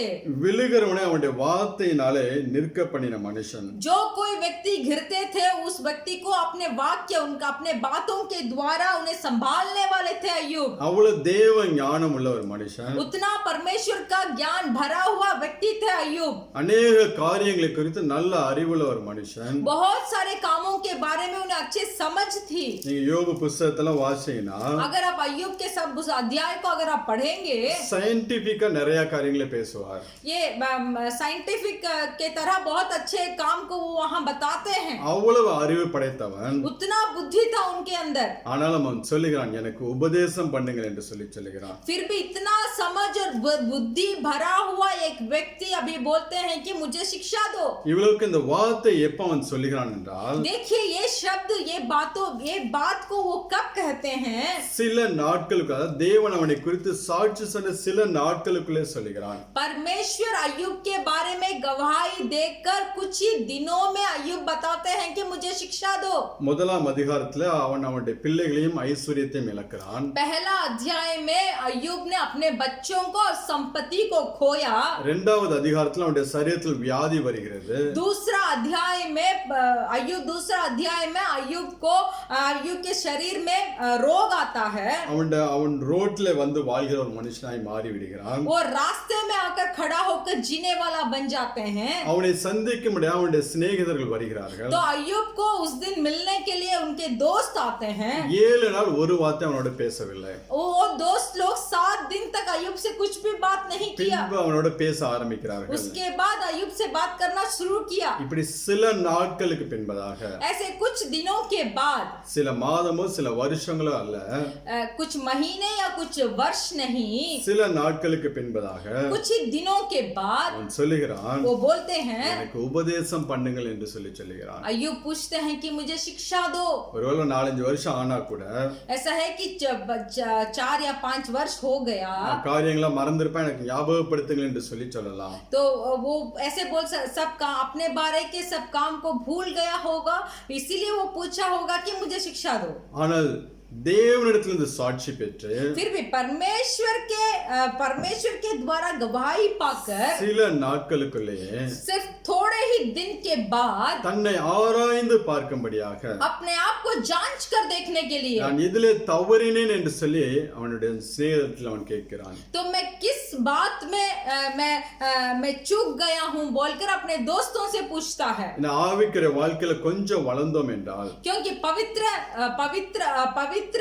जीवन में थोड़ा हम आगे बढ़ेंगे तो யாரு சொல்வதை நம்மளால கேட்க முடிய மாட்டேங்கிறது. जो कौन हमसे आकर थोड़ा बात करेंगे शिक्षा देंगे तो हम नहीं सुन पाते எனக்கு हैं। எல்லாம் தெரியும் என்று சொல்லி நம்ம ரிப்ளை பண்ணிக்கிறவர்களாக இருக்கிறோம். हम उनसे ऐसे बताते हैं कि तू चुप रह मुझे सब मालूम है। ஆனா நல்ல தேவ பிள்ளைகள் फिर भी अच्छा परमेश्वर के मनुष्य जो होते हैं ஒவ்வொரு நாளும் கற்றுக்கொள்கிறவர்களாக இருக்க வேண்டும். प्रतिदिन सीखने वाला होना चाहिए। அது எவ்வளவு பெரிய ஊழியம் செய்தால் கூட वो कितना बड़ा सेवकाई क्यों ना करे, அவர்கள் ஒவ்வொரு நாளும் தேவ சமூகத்தில் அமர்ந்து காரியங்களை கற்றுக்கொள்ள வேண்டும். वो प्रतिदिन परमेश्वर के सम्मुख में बैठकर कामों को सीखना चाहिए। चाहिए। சில நேரங்களில் சிறு பிள்ளைகள் மூலமும் கூட நாம் சில காரியங்களை கற்றுக்கொள்ள முடியும். ऐसा होता है कुछ समय छोटे बच्चों के द्वारा भी हम कुछ सीख सकते हैं। அதை ஒரு நாள் நாம் அள்ளல் தட்டக்கூடாது. इसीलिए वो छोटा बच्चा है बोलकर ऐसे उसे छोड़ नहीं देना है। நாம் தேவனுக்குள்ள வளர்ந்து हम परमेश्वर के अंदर हम बढ़कर நல்ல ஆசீர்வாதமுள்ள பிள்ளைகளா இருக்க வேண்டும் என்றால் अगर एक आशीष प्राप्त किए हुए मनुष्य हमें होना चाहिए तो ஒவ்வொரு நாளும் கற்றுக்கொள்ளுகிற பிள்ளைகளாக இருக்க வேண்டும். प्रतिदिन हमें सीखने वाला होना चाहिए। யோபு அதுதான் தன்னை ஆராய்ந்து பார்க்கிறான். यहाँ अय्यूब अपने आप को जांच कर देखता है। நல்ல அறிவு படைத்தவன் தான். अय्यूब बहुत ज्ञानी थे। தேவ ஞானம் படைத்தவன் தான். परमेश्वर का ज्ञान उनके अंदर था। அநேகருடைய வாழ்க்கையை ஆசீர்வாதமாய் மாற்றின மனுஷன் தான். बहुतों का जीवन को आशीर्वाद को दिया मनुष्य थे अय्यूब। ஆனால் தன் வாழ்க்கையில் ஒரு சூழ்நிலைக்குள் கடந்து செல்லும்போது फिर भी अपना जीवन में एक बुरी हालात में गुजरते समय தேவ சமூகத்துல உட்கார்ந்து परमेश्वर के सम्मुख में बैठकर ஏன் என்று கேள்வி கேட்காமல் क्यों बोलकर अय्यूब ने नहीं पूछा। நீங்க யோபு புத்தகத்துல आप अय्यूब के पुस्तक में ஏன் எனக்கு இந்த பாடு என்று அவர் கேட்கவும் மாட்டார். मुझे क्यों इतना परेशानी बोलकर अय्यूब कभी भी नहीं पूछेंगे। இதனாலதான் உனக்கு இவ்வளவு பாடுகள் என்று சொல்லி ஆண்டவரும் சொல்ல மாட்டார். इस काम के लिए ही तुझे इतना पश्चाताप पड़ता है बोलकर परमेश्वर भी नहीं बोलेंगे। ஆனால் தேவ சமூகத்தில் அமர்ந்திருந்து फिर भी परमेश्वर के सम्मुख में बैठकर தன்னை நிதானிக்க கற்றுக்கொண்ட ஒரு மனுஷன் अपने आप को जांचने के लिए सीख गए थे अय्यूब। இன்னைக்கு अनेகர்ட்ட காணப்படாத ஒரு காரியங்கள் आज बहुतों के पास एक काम जो दिखाई नहीं देता है, அடுத்த நபருடைய ஆலோசனை அல்லல் தட்டுவது. दूसरों जो हमारे लिए कुछ बुद्धि देते हैं या समझ देते हैं तो उसको हम ठुकरा देते हैं। அடுத்தவர் சொல்லக்கூடிய காரியங்களை பொருட்படுத்தாமல் இருப்பது. दूसरों अगर हमें एक समझ के बात बोलते हैं या तो बुद्धि के बात बोलते हैं तो उसको हम ऐसे फेंक देते हैं, सुनते नहीं हैं। ஏதாவது ஒரு காரியத்தை சொல்லி நீ கரெக்ட் பண்ணிக்கொள் என்று சொன்னால் अगर एक व्यक्ति आकर हमारे पास बोलेंगे तो ये काम को तेरा इस काम को तू थोड़ा ठीक कर ले बोलेंगे तो நீ எல்லா காரியத்திலும் கரெக்டா இருக்கிறாய் என்று சொல்லி அடுத்தவர்களை क्वेश्चन तो பண்ணக்கூடாது. तुरंत हम उनसे पूछते हैं कि तू सब काम में ठीक है क्या। ஆனா நல்ல தேவ பிள்ளைக்கு फिर भी अच्छा एक परमेश्वर का व्यक्ति जो होते हैं, எந்த சைடுல இருந்து நம்மளை யாராவது கடிந்து கொண்டால் जो भी तरफ से अगर कोई हमें डांटते हैं तो நம்மளை குற்றப்படுத்தினார்கள் என்றால் अगर हमें कुछ शिक्षा देने के लिए आते हैं तो அந்த காரியங்களை கேட்டு तो उस बातों को सुनकर அவர்கள் சொல்லக்கூடிய காரியம் நமக்குள்ளே காணப்பட்டால் अगर जो बात में वो ठीक करने के लिए हमसे बात करते हैं वो बात हमारे अंदर होगा तो அதை விட்டு நாம் வெளியே வர तो வேண்டும். उसको छोड़कर हमें बाहर आना चाहिए। ஒவ்வொரு நாள் நாம் கற்றுக்கொள்ளுகிற பிள்ளைகளாக இருக்க तो வேண்டும். प्रतिदिन हमें सीखने वाला होना இதை चाहिए। குறித்து ஏசாயா சொல்லும்போது उसके बारे में एसाया का पुस्तक में बताते हैं, ஏசாயா 50ஆம் அதிகாரம் एसाया का पुस्तक का 50वां अध्याय 4வது வசனத்தை நாம் வாசிக்கலாம். उसका चौथा वचन हम पढ़ेंगे। प्रभु यहोवा ने मुझे सिखाने वाले की जीभ दी है कि मैं थके हुओं को अपने वचन के द्वारा संभालना जानूं। भोर को वह नित मुझे जगाता और मेरा कान खोलता है कि मैं शिष्य के समान सुनूं। காலை தோறும் நம்மளை எழுப்புகிறவராக இருக்கிறார். भोर के समय हमें वो जगाते हैं, நமக்கு கற்றுக் கொடுக்கிறவராக இருக்கிறார். हमें सिखाते हैं, நம்முடைய செவிகள் அவைகளை கவனிக்க செய்கிறவராக இருக்கிறார். हमारे कान को उसको सुनने के लिए खोलते हैं। ஒவ்வொரு நாளும் தேவன் நமக்கு கற்றுக் கொடுக்க விரும்புகிறார்கள். प्रतिदिन परमेश्वर हमें सिखाना चाहते हैं। அவருடைய வார்த்தைகள் மூலம் தேவன் நமக்கு கற்றுக் கொடுப்பார். परमेश्वर के वचन के द्वारा वो हमें सिखाएंगे। நம்மை சுற்றி இருக்கிற நபர்கள் மூலம் தேவன் நமக்கு கற்றுக் கொடுப்பார். हमारे चारों जितने भी मनुष्य हैं उनके द्वारा भी हमें सिखाएंगे। அதனால எந்த ஒரு காரியத்தை நாம் அள்ளல் தட்டக்கூடாது. इसीलिए हमें कोई भी ऐसे कहावत या शिक्षा को हमें ठुकराना नहीं चाहिए। நமக்கு நலமானவைகளை நாம் பிடித்துக் கொள்கிற பிள்ளைகளாக இருக்க வேண்டும். उसमें से अच्छे कामों को या अच्छे बात को हमें पकड़ लेना चाहिए। ஆண்டவரே இயேசு கிறிஸ்து சொல்வார், परमेश्वर यीशु मसीह बताते हैं, நீங்கள் என்னிடத்திலிருந்து கற்றுக்கொள்ளுங்கள் என்று சொல்லி. आप मुझसे सीख लो। மத்தேயு 11ஆம் அதிகாரம் मत्ती सुसमाचार का पुस्तक उसका 11 अध्याय 29-30 வசனங்களை நாம் வாசிக்கலாம். उसका 29 और 30 को हम पढ़ेंगे। मेरा जुआ अपने ऊपर उठा लो और मुझसे सीखो, क्योंकि मैं नम्र और मन में दीन हूँ और तुम अपने मन में विश्राम पाओगे, क्योंकि मेरा जुआ सहज और मेरा बोझ हल्का है। ஹalleluya. हालेलुया। ஆண்டவர் சொல்லும்போது परमेश्वर यहाँ बोलते वक्त என்னிடத்தில் கற்றுக்கொள்ளுங்கள் என்று சொல்லுகிறார். मुझसे सीख लो बोलते हैं। நாம் ஆண்டவற்றை கற்றுக்கொள்ள வேண்டிய अनेक காரியங்கள் உண்டு. परमेश्वर से सीखने वाला बहुत सारे काम हैं। இங்க சொல்ல நான் சாந்தமும் மனத்தாழ்மையுமா இருக்கிறேன். क्योंकि मैं नम्र और मन में दीन हूँ। இன்னும் அவரிடத்தில் நாம் அவருடைய ஜெப வாழ்க்கையை கற்றுக்கொள்ள முடியும். और भी हम यीशु मसीह से उनका प्रार्थना का जीवन को सीख सकते हैं। அவருடைய பரிசுத்த வாழ்க்கையை நாம் கற்றுக்கொள்ள முடியும். परमेश्वर का पवित्र जीवन को हम सीख सकते हैं। கடினமாக ஊழியம் செய்து நாம் கற்றுக்கொள்ள முடியும். कितना कठिन हो भी तो सेवकाई करने के लिए सीख सकते हैं। தன் ஜனங்களுக்காக யாவற்றையும் சகித்த அந்த சகிப்புத்தன்மையை நாம் கற்றுக்கொள்ள முடியும். अपने लोगों के लिए कितना भारी चीज को यीशु मसीह ने सहा था, उस सहने वाले चीज को भी हम सीख सकते हैं। அதை ஒவ்வொரு நாளும் நாம் கற்றுக்கொள்ளுகிற பிள்ளைகளாக இருக்க வேண்டும். इसीलिए प्रतिदिन हमें सीखने वाले मनुष्य होना चाहिए। அப்படி கற்றுக்கொண்டோம் என்றால் वैसे हम सीखेंगे तो தேவன் நம்மை எல்லா விதத்திலும் ஆசீர்வதிக்கிறவராக तो இருக்கிறார். परमेश्वर हमें हर तरीके से हमें आशीष करेंगे। ஆவிக்குரிய வாழ்க்கையிலும் हमारे पवित्र जीवन में भी, இந்த உலக பிரகாரமான வாழ்க்கையிலும் संसारिक जीवन में भी நம்மை ஆசீர்வதித்து உயர்த்துகிறவராக இருக்கிறார். हमें आशीष कर हमारी बढ़ाई करेंगे। ஒவ்வொரு நாளும் நமக்கு கற்றுத் தருகிற தேவன் அவர். इसीलिए प्रतिदिन हमें सिखाने वाले हैं हमारे परमेश्वर। ஒவ்வொரு நாளும் நம்ம ஆவிக்குரிய வாழ்க்கை எதையாகிலும் தேவ சமூகத்திலிருந்து கற்றுக்கொள்ள வேண்டும். हमारा इस पवित्र जीवन में प्रतिदिन परमेश्वर के सम्मुख से कुछ तो हमें सीखना चाहिए। வேத வசனங்களை வாசிக்கும் போது पवित्र बाइबल पढ़ते समय தேவன் சொல்லக்கூடிய நல்ல ஆலோசனைகளை பிடித்துக் கொள்ள வேண்டும். परमेश्वर इस वचनों के द्वारा जो भी उपदेश हमें देते हैं तो उसे अच्छे से पकड़ लेना चाहिए। அப்போஸ்தலன் பவுலை குறித்து प्रेरित पौलुस के बारे में பேதுரு அருமையான ஒரு சாட்சி கொடுப்பார். पत्रस एक अच्छा गवाही को देते हैं। அப்போஸ்தலன் பவுலுடைய பிரசங்கத்தை குறித்து பேதுரு சொல்லுவார். प्रेरित पौलुस के संदेश के बारे में पत्रस बताते हैं। 2 பேதுரு 3ஆம் அதிகாரம் 15-16 वचनங்களை வாசிக்கலாம். दूसरा पत्रस का पुस्तक उसका 3रा अध्याय का 15 और 16 को हम पढ़ेंगे। और हमारे प्रभु 15-16 और हमारे प्रभु के धीरज को उधार समझो, और हमारे प्रिय भाई पौलुस ने भी उस ज्ञान के अनुसार जो उसे मिला तुम्हें लिखा है। वैसे ही उसने अपने सब पत्रियों में भी इन बातों की चर्चा की है, जिनमें कुछ बातें ऐसी हैं जिनका समझना कठिन है, और अनपढ़ और चंचल लोग उनके अर्थों को भी पवित्र शास्त्र की अन्य बातों की तरह खींच तान कर अपने ही नाश का कारण बनते हैं। ஹல்லேலூயா. हालेलुया। பேதுரு சொல்லுகிறார், पत्रस यहाँ बताते हैं பவுலுடைய பிரசங்கங்கள் पौलुस का शिक्षा பவுல் வெளிப்படுத்தக்கூடிய அந்த தேவ ஞானத்தை எல்லாம் पौलुस जो भी ज्ञान को वहाँ प्रकट करते हैं நமக்கு அறிகிறதுக்கு அது அரிதாய் இருக்கிறது என்று சொல்லுகிறார். तो बताते हैं कि पौलुस जो काम को, जो परमेश्वर के काम को यहाँ प्रकट करते हैं, उसके बारे में जानकारी होना हमारे लिए कठिन है। எபிரேயர் நிருபங்களை நாம் வாசிக்கும் போது इब्रानियों का पुस्तक को हम पढ़ते समय பவுல் தான் எழுதினார் என்று சொல்லி ஒரு வாதங்கள் இருக்கிறது. इब्रानियों का पुस्तक को पौलुस ने ही लिखा है बोलकर एक वाद विवाद है। அந்த பவுல் ஆண்டவரே இயேசு கிறிஸ்து அந்த கிருபாதார பலி என்று சொல்லி கொண்டு வந்து நிறுத்துவதை நாம் பார்க்க முடியும்.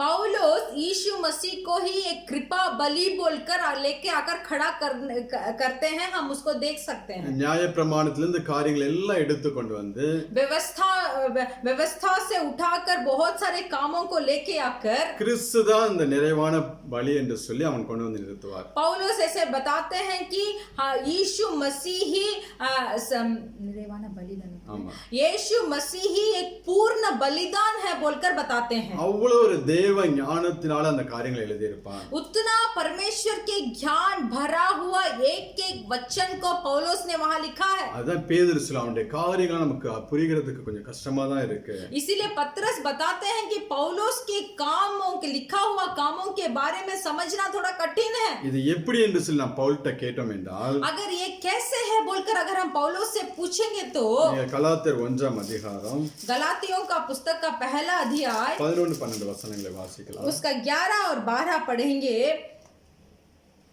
हे भाइयों, मैं तुम्हें बताए देता हूं कि जो सुसमाचार मैंने सुनाया है वह मनुष्य का नहीं, क्योंकि वह मुझे मनुष्य की ओर से नहीं पहुंचा और ना मुझे सिखाया गया, पर यीशु मसीह के प्रकाशन में मिला। ஹalleluya. हालेलुया। நான் மனுஷனாலும் मैं मनुष्य के ओर से மனுஷ மூலமா நான் பெற்றதும் இல்லை கற்றதும் இல்லை. नहीं तो मनुष्य के द्वारा मैं सीखा भी नहीं, पाया भी नहीं। ஒவ்வொரு காரியத்தையும் एक एक कार्य இயேசு கிறிஸ்துவே எனக்கு வெளிப்படுத்தினார் என்று சொல்லி सिर्फ यीशु मसीह के प्रकाशन से ही मुझे मिला। அதான் அப்போஸ்தலர் பவுல் ரட்சிக்கப்பட்ட உடனே इसीलिए प्रेरित पौलुस जब उद्धार प्राप्त किए थे அவர் எருசலேமுக்கு போக மாட்டார், वो यरूशलेम को नहीं गए, அப்போஸ்தலர்கள்ட்ட போக மாட்டார், वो प्रेरितों के पास भी नहीं गए। அரபி தேசம், இந்த அரபி தேசத்துல வந்திருந்து ये अरब देश में आकर தேவனோடு தனித்திருந்தார். परमेश्वर के साथ अकेले रहे। நீங்க வாசிக்கலாம் அதே அதிகாரம் 17ஆம் வசனம்.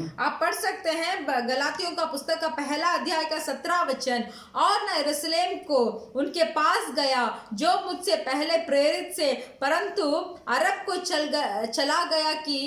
चला गया और फिर वहां से दमिश्क को लौट आया। 18வது வசனத்துல சொல்கிறார், और 18 वचन में बताते हैं 3 வருஷம் சென்ற பின்பு फिर 3 वर्ष गुजर जाने के बाद பேதுருவை கண்டுகொள்ளும்படியாக போகிறார். तो पतरस को देखने के लिए जाते हैं। இப்ப சில ஆண்டுகள் இந்த அரபி தேசத்துல இருந்து कुछ साल पौलुस अरब देश में थे।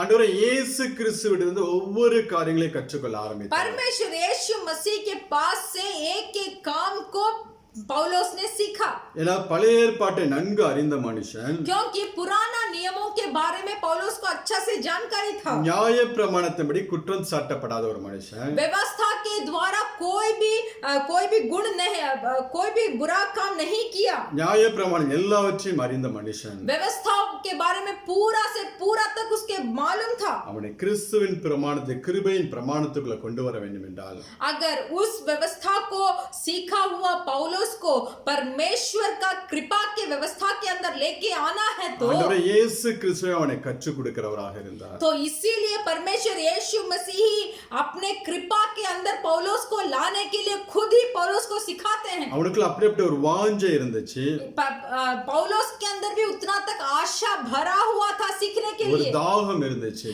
एक प्यास था। இன்னைக்கு நமக்குள்ள அப்படிப்பட்ட ஒரு தாகம் இருக்குமா என்றால், क्या सीखने के लिए हमारे अंदर एक प्यास होगा तो ஆண்டவரே இயேசு கிறிஸ்து நமக்கு ஒவ்வொரு நாள் கற்றுக் கொடுக்க ரெடியாக இருக்கிறார். तो परमेश्वर यीशु मसीह भी प्रतिदिन हमें सिखाने के लिए तैयार है। அவருடைய வேத வசனம் நம்மளை ஒவ்வொரு நாளும் நடத்த ஆயத்தமாக இருக்கிறது. परमेश्वर का दिया हुआ वचन प्रतिदिन हमें अगुवाई करने के लिए तैयार है। இந்த வேத வார்த்தைகளை நாம் வாசிக்கும் போது अगर परमेश्वर के वचन को पढ़ते समय நாம் என்ன செய்ய வேண்டும் என்பது தெளிவாக தேவன் நமக்கு கற்றுக் கொடுப்பார். हमें क्या करना है बोलकर सात सूत्र से परमेश्वर का वचन हमें सिखाता है। நம்மள தனிப்பட்ட வாழ்க்கையும், हमारे अकेलेपन का நம்மளோட जीवन, ஆவிக்குரிய வாழ்க்கையும், हमारे आत्मिक जीवन, நம்மளோட வேலை காரியங்கள், हमारे काम का जीवन, நம்முடைய குடும்பத்தை நடத்துவதற்குண்டான हमारे परिवार को अगुवाई करने के लिए எல்லா ஆலோசனைகளும் सब तरीके का समझ और बुद्धि ஆண்டவரே இயேசு கிறிஸ்து நமக்கு கற்றுத் தருகிறவராக இருக்கிறார். परमेश्वर यीशु मसीह हमें सिखाते हैं। அவரால் பெற்ற அபிஷேகம் उनके द्वारा पाया हुआ अभिषेक நம்ம ஒவ்வொரு நாளும் போதிக்கக்கூடியதாக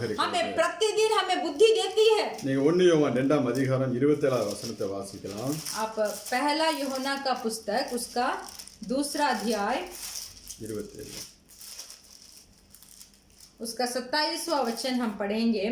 परंतु तुम्हारा वह अभिषेक जो उसकी ओर से किया गया तुम में बना रहता है, और तुम्हें इसका प्रयोजन नहीं कि कोई तुम्हें सिखाए, वरन जैसे वह अभिषेक जो उसकी ओर से किया गया तुम्हें सब बातें सिखाता है, और यह सच्चा है और झूठा नहीं, और जैसा उसने तुम्हें सिखाया है वैसे ही तुम उसमें बने रहते हो। நாம் அவரால் பெற்ற அபிஷேகம் परमेश्वर के द्वारा पाया गया हुआ अभिषेक நமக்கு சகல சத்தியத்தையும் சகலவற்றையும் குறித்து போதிக்கக்கூடியதாக இருக்கிறது. हमें सब तरीके के और सब तरीके के सच्चाई और सब चीज के बारे में हमें सिखाता है। அதை கற்றுக்கொண்டு उसको सीखने के बाद அவரில் நாம் நிலைத்திருக்க வேண்டுமாம். तो परमेश्वर में हमें स्थिर रहना है। அப்போஸ்தலர் பவுலுடைய வாழ்க்கையில் நடந்தது. तो यही प्रेरित पौलुस का जीवन में हुआ। அதை கற்றுக்கொண்டு उसको सीखने के बाद அதன்படியே அவன் நிலைத்திருந்தான். वो परमेश्वर के वचन में वो स्थिर ठहरा। அதனால அவனை கொண்டு தேவன் பயங்கரமான காரியங்களை செய்தார். इसीलिए पौलुस को लेकर परमेश्वर ने भयंकर कामों को किया। இன்னைக்கு நமக்கு அப்படிப்பட்ட ஒரு ஆசை வாஞ்சை இருக்குமா என்றால், अगर आज हमें भी पौलुस के अंदर जितना आशा और जितना चाहत थी वो हमारे अंदर भी अगर होगा तो தேவன் ஒவ்வொரு நாளும் நமக்கு கற்றுக் கொடுக்க ஆயத்தமாக இருக்கு. तो परमेश्वर प्रतिदिन हमें सिखाने के लिए तैयार है। இப்ப கற்றுக்கொள்ளுகிற பிள்ளைகள் எப்படி இருக்க வேண்டும்? सीखने वाले या मुझे सिखाना है बोलकर चाहने वाले मनुष्य कैसे होते हैं? நீங்கள் மத்தேயு 10ஆம் அதிகாரம் मत्ती सुसमाचार का पुस्तक उसका 10वां अध्याय 16வது வசனத்தை வாசிக்கலாம். उसका 16 वचन को हम पढ़ेंगे। देखो मैं तुम्हें भेड़ों के सामने भेड़ियों के बीच में बेचता हूँ, इसीलिए सांपों के सामने बुद्धिमान और कबूतरों के सामने भोले बनो। நாம் எப்படி இருக்க வேண்டுமா?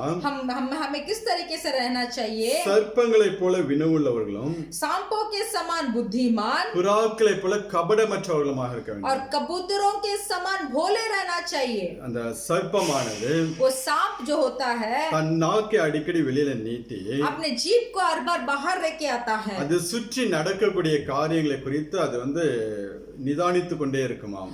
सांप जो होता है अपने जीभ को हर बार बाहर लेके आके जाता है, तो वो अपने चारों ओर क्या संभव हो रहा बोलकर वो सांप देखता है। அதே போல நாமும் இந்த ஆவிக்குரிய வாழ்க்கையில उसी तरह हम भी इस पवित्र जीवन में நம்மளுடைய வாழ்க்கையை சுற்றி நடக்கக்கூடிய காரியங்களை நிதானிக்க வேண்டும். हमारे जीवन में जो संभव हो रहे हैं सबको चारों ओर हमें थोड़ा जांच कर देखना है। அதை குறித்து விழிப்புள்ள பிள்ளைகளாக இருக்க வேண்டும். तो उसके बारे में थोड़ा हमें हमारे आंखें खोलकर थोड़ा समझ के साथ रहना है। இரண்டாவதாக दूसरा புறாக்களைப் போல கபடற்றவர்களுமாய் இருங்கள் என்று சொல்லுகிறார். कबूतरों के समान भोले बनो। அந்த புறாவானது वो कबूतर क्या होता है? அது ஒரு கபடம் இல்லாதபடிக்கு वो कबूतर बहुत भोला होता है। அது இருக்கு. அதே போல நம்மளுடைய ஆவிக்குரிய வாழ்க்கையிலும் इसीलिए हमारा आत्मिक जीवन में भी கற்றுக்கொள்ள விரும்புகிற பிள்ளைகள் जो कोई सीखना चाहते हैं அடுத்தவர் நமக்கு கற்றுக் கொடுக்கும் போதோ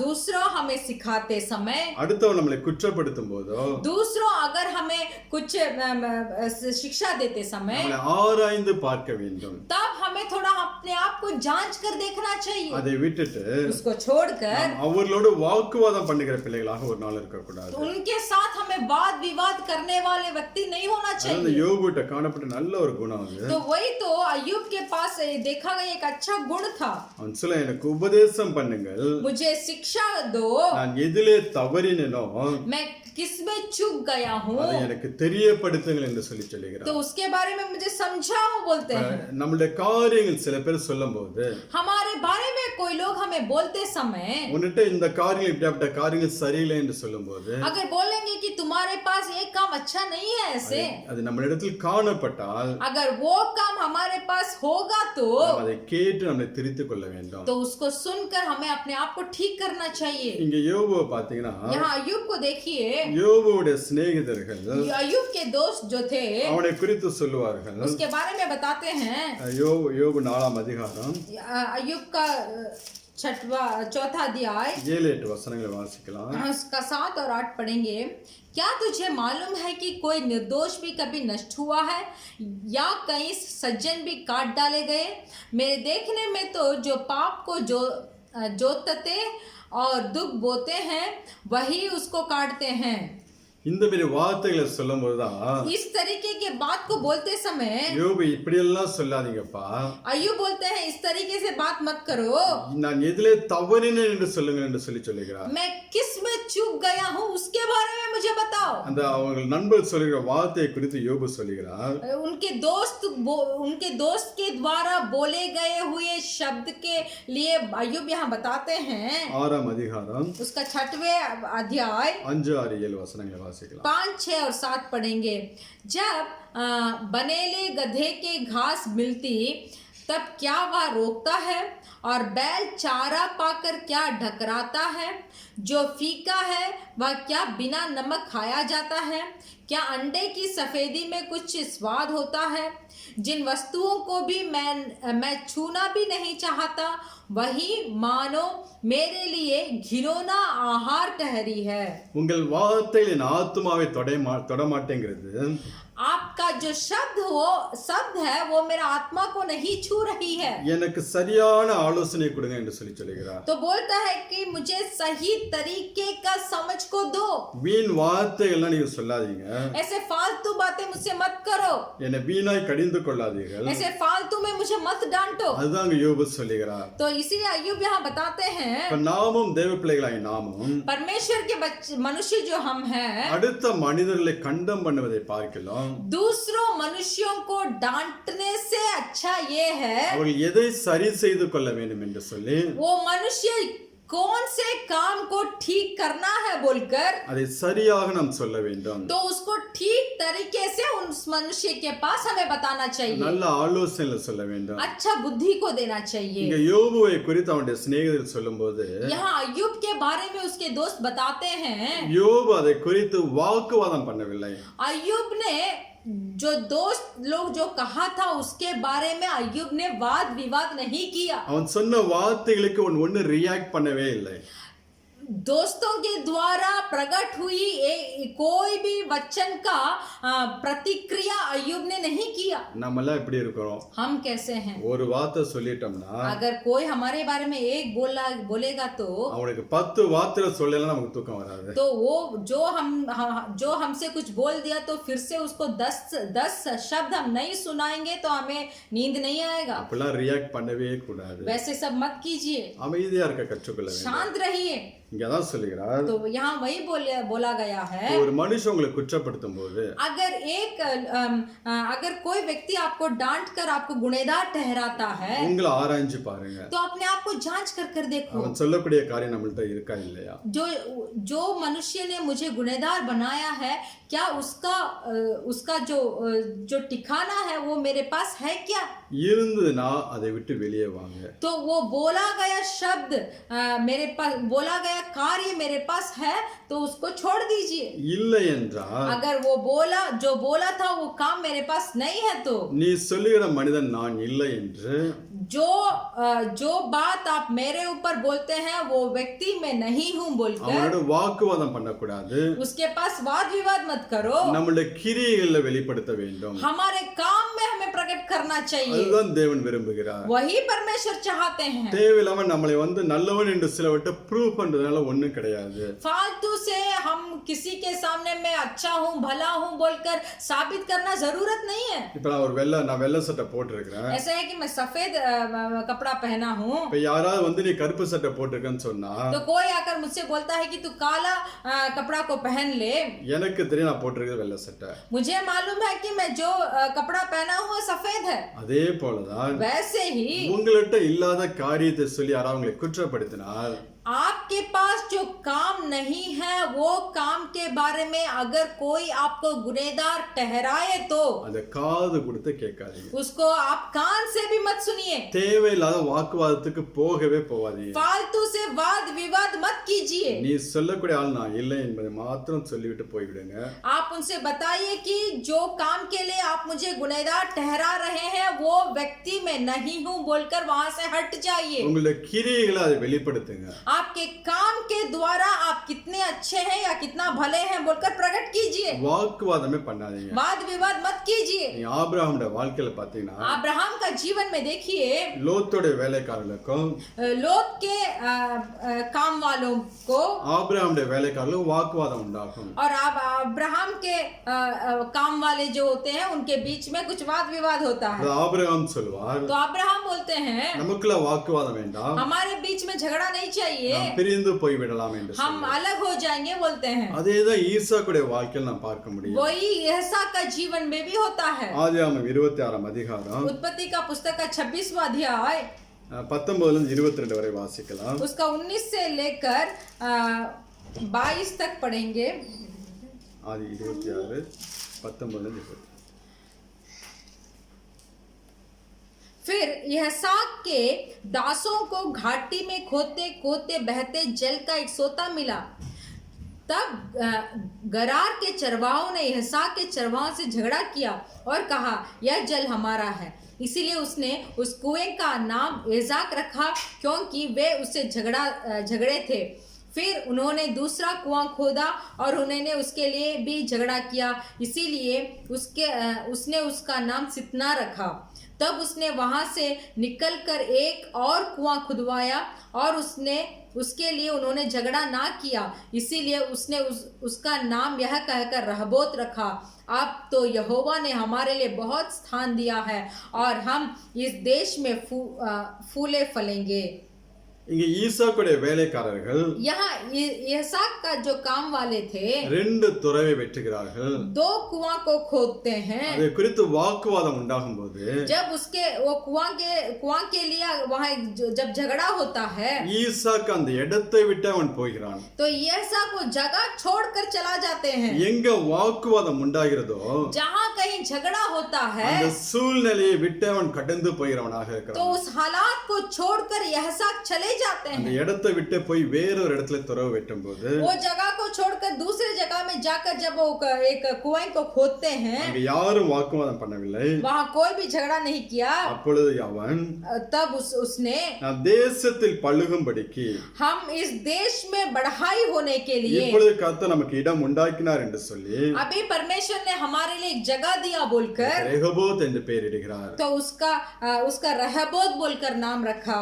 வாக்குவாதம் பண்ணுவதை நீங்க விட்டு விட்டீர்கள் என்றால் वाद विवाद करना या झगड़ा करने अगर आप छोड़ देंगे तो தேவன் உங்களை பழுகி பெருகும்படியாக செய்வார். तो परमेश्वर आपको बाका बढ़ाई करेंगे। தேவையில்லாத காரியத்துக்கு फालतू बातों के लिए நான் சொல்வதுதான் கரெக்ட் என்று சொல்லி मैं जो बोलता हूँ वही सही है बोलकर நீங்க வாக்குவாதம் பண்ணி கொண்டிருந்தீர்கள் என்றால் अगर आप झगड़ा करेंगे तो தேவனுடைய ஆசீர்வாதத்தை பார்க்க முடியாது. तो परमेश्वर का आशीर्वाद को नहीं देख सकते। அந்த வாக்குவாதங்களை விட்டுவிட்டு इसलिए झगड़ा करना छोड़ அந்த दीजिए। காரியத்தை தேவ சமூகத்துல வைத்து ஜெபித்தீர்கள் என்றால் अगर वो काम को परमेश्वर के सम्मुख में रखकर आप प्रार्थना करेंगे तो தேவன் அதை ஆசீர்வதித்து பழுகி பெருகும்படியாக செய்கிறார். तब परमेश्वर उसको आशीष कर उसका बढ़ाई करेंगे। நம்முடைய வாழ்க்கையில வாக்குவாதம் பண்ணுவதை விட்டுவிட வேண்டும். इसीलिए हमारा जीवन में झगड़ा करना हमें छोड़ देना चाहिए। யாரும் குற்றப்படுத்தினாங்கன்னா अगर कोई आपको गुनहगार बनाएगा तो நம்மளை கரெக்ட் பண்ணிக்குவோம். हमें सीधा कर लेंगे, இல்லைன்னா नहीं तो அதை பத்தி மைண்ட் பண்ணவே கூடாது. उसके लिए हम कोई चिंता नहीं करेंगे। அவன் இப்படி சொல்லிட்டான் அப்படி சொல்லிட்டான் என்று சொல்லி वो व्यक्ति मेरे बारे में ऐसे बोला वैसे बोला बोलकर நம்முடைய சிந்தனையிலே வைத்து அதை நாம் குறித்து அதிகமாய் என்ன பண்றது योजना பண்ணி तो वो व्यक्ति मुझे ऐसे बोला वैसा बोला बोलकर वो जो कहा था उसी के बारे में हम सोच कर उसी के बारे में हमें हमारा सोच को नहीं रखना चाहिए। நமக்கு ஒரு சான்ஸ் கிடைக்கும்போது அந்த மனுஷனை நாம் திருப்பி வந்து அதை வெளிப்படுத்தக்கூடியவர்களாக இருக்கக்கூடாது. हमें मौका मिलते ही वो मनुष्य के पास जाकर फिर से हमें तो ऐसे ऐसे मुझसे बात किया बोलकर उससे झगड़ा नहीं करना चाहिए। அதை விட்டு விட வேண்டும். उसको छोड़ दीजिए। நான் எப்போதுமே சொல்றது குடும்பங்களுக்கு हम परिवार में रहने वाले लोगों को मैं हर बार बताता हूँ என்னைக்காவது உங்களுக்கு வாழ்க்கையில சண்டை வரும்போது சண்டை வர்றது சகஜம்தான். झगड़ा परिवार में झगड़ा आना वो सही है। எதனால சண்டை வந்துச்சோ किस चीज के लिए झगड़ा हुआ அதை மாத்திரம் பேசிட்டு முடிச்சிருங்க. सिर्फ उसी बात को बात कर छोड़ दीजिए। பழைய காரியங்களை எடுத்துலாம் பேசக்கூடாது.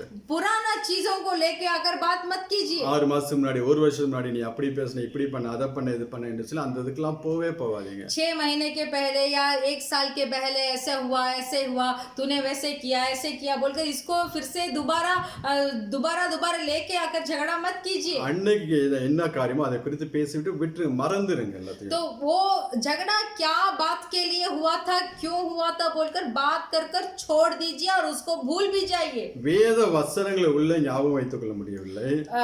परमेश्वर का वचन को हम याद नहीं कर सकते. ஒரு வருஷத்துக்கு முன்னாடி பேசின வார்த்தைகள் மட்டும் உள்ள பத்திரமா இருக்கும். फिर भी 1 साल के पहले जो कोई हमें डांटा था वो शब्द अभी भी हमें याद रहेगा. அப்படிலாம் இருக்க கூடாது. वैसे मत रहिए. எல்லாத்தையும் மறந்து தூக்கி போட்டு போயிட்டே இருக்க. सबको भूल जाइए, छोड़ दीजिए, छोड़कर चले जाइए. அப்ப ஆவிக்குரிய வாழ்க்கையில நாம் முன்னேறி ஆசீர்வாதமா இருக்க முடியும். तभी हमारे आत्मिक जीवन में हमें आगे बढ़कर आशीर्वाद को प्राप्त कर सकते हैं. நீங்க தாவீதுடைய வாழ்க்கையில பாத்தீங்கன்னா दाऊद का जीवन को आप देखिए. அவனுக்கு விரோதமாய் ஒரு மனுஷன் எழும்பி दाऊद के विरुद्ध एक मनुष्य उठते हैं. அவனை குற்றப்படுத்துவான். उसे गुनहगार ठहराएंगे. ஆனா தாவீது ஒண்ணுமே ரியாக்ட் பண்ண மாட்டான். फिर भी दाऊद कुछ भी नहीं कहेंगे. தாவீது அந்த இஸ்ரவேல் தேசத்தை அவனுடைய மகன் அப்சலோம் பிடித்துக்கொண்டு दाऊद का देश जो इजराइल देश को उसका खुद का बेटा अब्सलोम जो थे वो पकड़ लिए थे. இவன் வனாந்திரத்துல அவன் நடந்து போய் கொண்டிருப்பான். उसके बाद दाऊद जब जंगल में चल के जा रहे थे அப்பொழுது சவுல் குடும்பத்தை சேர்ந்த तब साउल के कुटुंब में से एक आदमी சீமை என்கிற மனுஷன் सिमेयु बोलकर एक जो मनुष्य थे தாவீதை குறித்து அவதூறாய் பேசிக் கொண்டு வருவான். दाऊद के बारे में बहुत गंदे बातें कहकर आते हैं. இவ்வளவுக்கு தாவீதோட கூட इतना तक दाऊद के साथ ஒரு ஜனக்கூட்டம் அவனோட கூட இருப்பார்கள். एक बड़ी भीड़ उसके साथ थी. நிறைய பலசாலிகள் அவன் கூட இருப்பார்கள். बहुत बलवंत लोग उसके साथ थे. ஆனா ஒரு மனிதன் தாவீதை நிந்தித்துக் கொண்டே வந்து கொண்டிருப்பான். फिर भी एक मनुष्य जो था वो दाऊद को डांट कर भी आ रहा था. நாம் வாசிக்கலாம் 2 சாமுவேல் हम पढ़ेंगे दूसरा सामुएल 16 அதிகாரம் उसका 16 अध्याय 5 वचनத்தை वासिக்கலாம். 5 और 6 को पढ़ेंगे. जब दाऊद राजा बहुरीम तक पहुंचा तब साउल का एक कुटुंबी वहां से निकला. वह घेरा का पुत्र सिमी था और वह कोसता हुआ चला आया और दाऊद पर और दाऊद राजा के सब कर्मचारियों पर पत्थर फेंकने लगा और सूरवीरों समेत सब लोग उसके दाहिने बाएं दोनों ओर थे.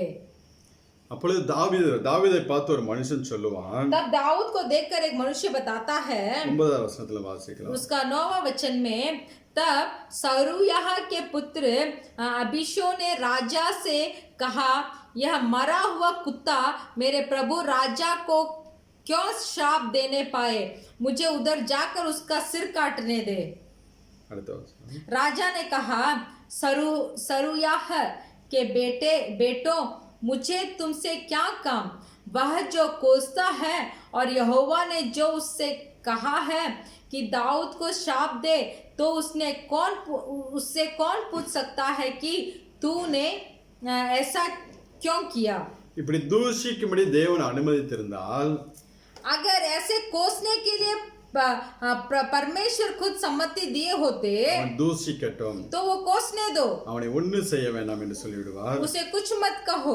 12 வசனத்துல சொல்லுவார், 12 वचन में कहता है, ஒருவேளை கர்த்தர் என் சிறுமையை பார்த்து कदाचित यहोवा उस उपद्रव पर जो मुझ पर हो रहा है இந்த நாளில் அவன் நிந்தித்த நிந்தனைக்கு பதிலாக दृष्टि कर आज के शाप के बदले मुझे भला बदला दे, எனக்கு நன்மையை சரி கட்டுவார் என்று சொல்லி தாவீது சொல்கிறார். दाऊद यहाँ जो उसको कोसते हैं उसके बारे में यहाँ 12 वचन में कहते हैं, कदाचित यहोवा इस उपद्रव पर जो मुझ पर हो रहा है दृष्टि कर आज की श्राप के बदले मुझे भलाई दे. அந்த மனுஷன் பேசின பேச்சுக்கு जो मनुष्य जो दाऊद के विरुद्ध में बात किया था தாவீது கொஞ்சம் கூட ரியாக்ட் பண்ணவே இல்லை.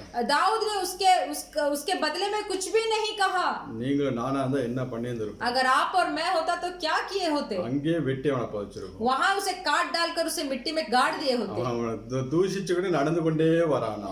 जब वो मनुष्य दाऊद को कोसते रहा फिर भी दाऊद ने अपने राह को देखकर वो चले जा रहे थे. நல்ல தாவீதை சகித்துக் கொண்டான். दाऊद ने उसको अच्छा से सह लिया था. அது அவன் பொருட்படுத்தவே இல்லை. वो जो कोसते आ रहे थे उसके बारे में दाऊद ने अपना मन को नहीं लगाया. இந்த நிந்தனைக்கு பதிலாக தேவனை ஆசீர்வதிப்பார், நன்மையை சரி கட்டுவார் என்று சொல்லி சொல்கிறார். तो दाऊद ने बोलते हैं कि इस श्राप के बदले में परमेश्वर ने मुझे भलाई दे. ஆண்டவர் இயேசு கிறிஸ்துவை குறித்தும் परमेश्वर यीशु मसीह के बारे में இயேசு 53 அதிகாரத்துல வாசித்தோம் என்றால் यशायाह का 53 अध्याय में हम पढ़ेंगे तो 7வது வசனம் उसका 7वां वचन वह सताया गया तो भी वह सहता रहा और अपना मुंह ना खोला। जिस प्रकार भेड़ वध होने के समय और भेड़ी ऊन कतरने के समय चुपचाप शांत रहती है, वैसे ही उसने भी अपना मुंह ना खोला। அவர் எவ்வளவோ நெருக்கப்பட்டு ஒடுக்கப்பட்டு இருந்தார். वो कितना भी सताया गए थे, எவ்வளவோ குற்றங்கள் அவர் மேல் சாட்டினார்கள். उन्हें कितना भी गुनहगार बनाया गया था, அங்க ஒரு வாக்குவாதமே பண்ணவில்லை. फिर भी वहां उन्होंने झगड़ा नहीं किया. தம்முடைய வாயை திறவாது இருந்தார் என்று சொல்லி சொன்னார். यहाँ वचन बताता है कि परमेश्वर यीशु मसीह सिर्फ चुपचाप रहे. நம்மளும் வாழ்க்கையில சில நேரம் வாயில பூட்டை போட்டுக்கொள்ள வேண்டும். हमारा जीवन में तो हमारा मुंह में हम ताला लगा लेना चाहिए. அப்படி பூட்டை போட்டோம் என்றால் अगर हम ताला लगाएंगे तो தேவையில்லாத பிரச்சனையை விட்டு நாம் வெளியே வந்து விடலாம். तो ऐसे फालतू परेशानियों से हम बाहर हो जाएंगे. வாக்குவாதம் மீண்டும் மீண்டும் சொல்லுவது, मैं फिर से आपसे बोलना चाहता हूँ, வாக்குவாதம் பண்ணுவதனால ஒரு பிரயோஜனம் கிடையாது. झगड़ा करने से या वाद विवाद करने से कोई भी प्रयोजन नहीं है. உங்களை கரெக்ட் பண்ணி கொண்டீங்கன்னா அது உங்களுக்கு ஆசீர்வாதமா இருக்கும். अगर आप अपने आप को अगर ठीक कर लेंगे तो वो आपके लिए आशीर्वाद है. இல்லாத காரியங்களை இக்னோர் பண்ணி விடுங்க. वो नहीं है तो उसको छोड़ दीजिए. தானியேலோட வாழ்க்கையில பார்த்தோம் என்றால் दानियल के जीवन में देखिए, தானியேலை குற்றப்படுத்தி சிங்க கெபில கொண்டு போய் போடுவார்கள். दानियल को गुनहगार ठहराकर उसको सिंह के गुफा में डालकर छोड़ देते हैं. அது ராஜாவுடைய ஒரு கட்டளையாக இருந்துச்சு. वो राजा की एक आज्ञा था.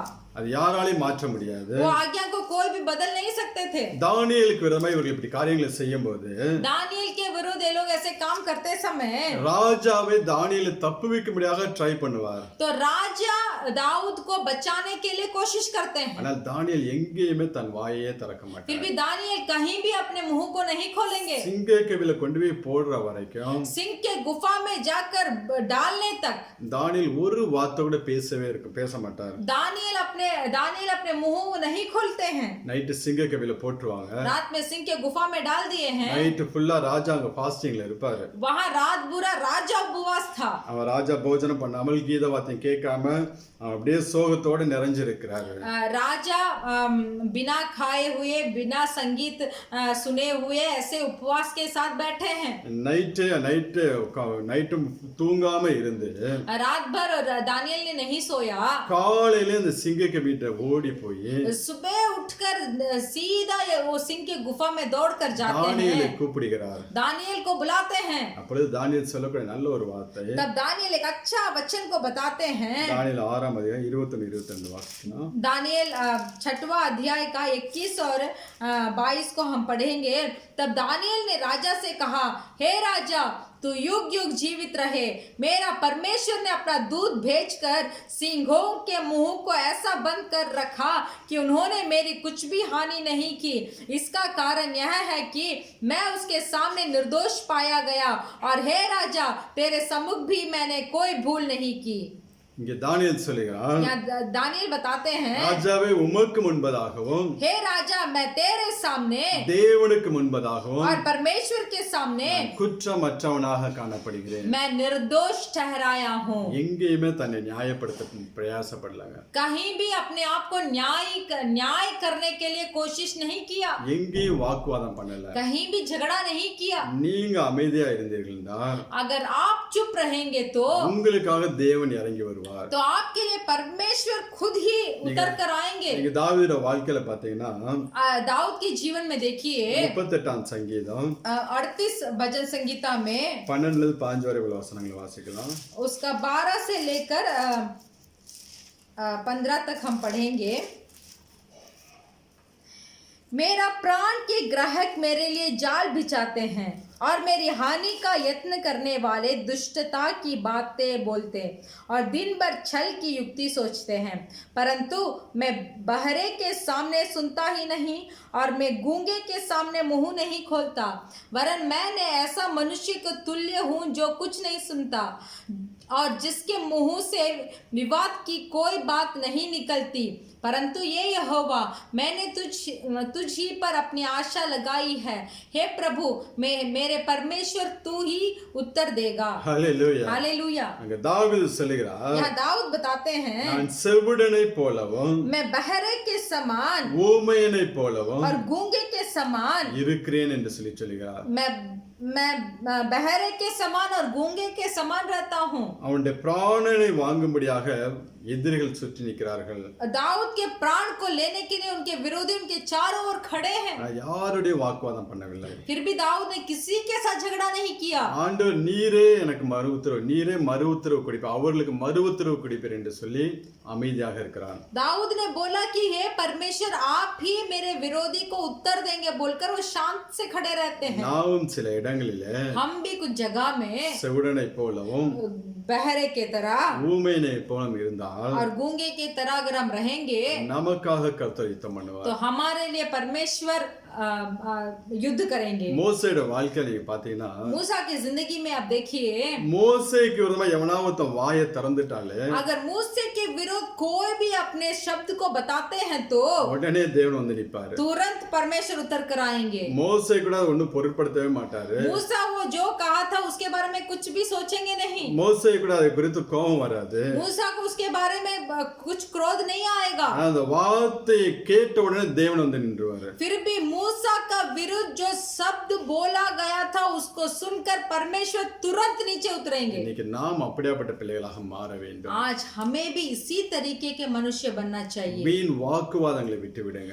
फालतू झगड़ा को छोड़ दीजिए। மாம்சத்துல யார்ட்டுமே போராடிட்டு இருக்காதீங்க. मांस में किसी के साथ जाकर झगड़ा मत कीजिए। நீங்க தேவனை சார்ந்து கொண்டு இருக்கும்போது जब आप परमेश्वर के ऊपर पूरा भरोसा को रखेंगे தேவனே உங்களுக்காக வாக்குவாதம் பண்ணுவார். तो परमेश्वर खुद आपके लिए झगड़ा या तो वाद विवाद करेंगे। தேவனே உங்களுக்காக மறு உத்தரவு, உங்க சத்துருக்களுக்கு மறு உத்தரவு கொடுக்கிறவராக. परमेश्वर आपके निमित्त आपके विरोधियों को उत्तर देंगे। நீங்க அமைதியா இருக்க வேண்டும். आप शांत से रहिए। அதாவது எப்பொழுதும் எந்த வார்த்தைக்கும் உடனே ரியாக்ட் பண்ணவே பண்ணாதீங்க. इसीलिए कोई भी या किसी की बात आपके ऊपर आए तो उसके लिए तुरंत आप कुछ बताइए मत, बोलिए मत। இன்னைக்கு இந்த வாட்ஸ்அப் வந்ததும் போதும் आज ये व्हाट्सएप आया है तो மணிக்கணக்கா பேசி அனுப்புறாங்க.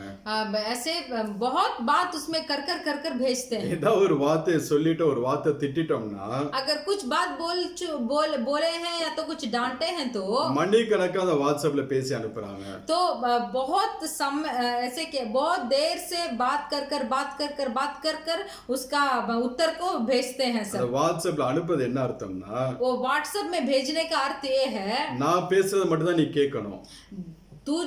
मैं जो बोलकर तुझे भेजता हूँ सिर्फ उसी को सुन। நீ பேசுனா நான் கேட்க மாட்டேன். तो जो तू बात कर भेजता है मैं उसे नहीं सुनूंगा। அப்படிலாம் இருக்கவே இருக்காது. वैसे आप मत रहिए। உங்களுக்கு விரோதமா யார் எது சொன்னாலும் आपके विरुद्ध कोई भी जो कुछ भी बोले உடனே ரியாக்ட் பண்ணாம तुरंत उसका बदले में कुछ मत நீங்க कीजिए। பொறுமையா தேவ சமூகத்துல சொல்லிவிட்டு நீங்க அமைதியா இருங்க. आप शांत से परमेश्वर के सम्मुख में बोलकर आप शांत रहिए। ஏற்ற காலம் வரும்போது एक दिन आएगा தேவன் அவளுக்கு முன்பதாக உங்களை உயர்த்த ஆரம்பிப்பார். परमेश्वर आपके विरोधी के सामने आपका बढ़ाई करेंगे। அப்பொழுதுதான் அவர்கள் அறிந்து கொள்வார்கள் तब वो जान जाएंगे இவர்களோட தேவன் இருக்கிறார் என்று சொல்லி. इनके साथ परमेश्वर है। தன்னை நியாயப்படுத்தும்படியாக தேவையில்லாமல் வாக்குவாதத்தை விட்டு விடுங்கள்.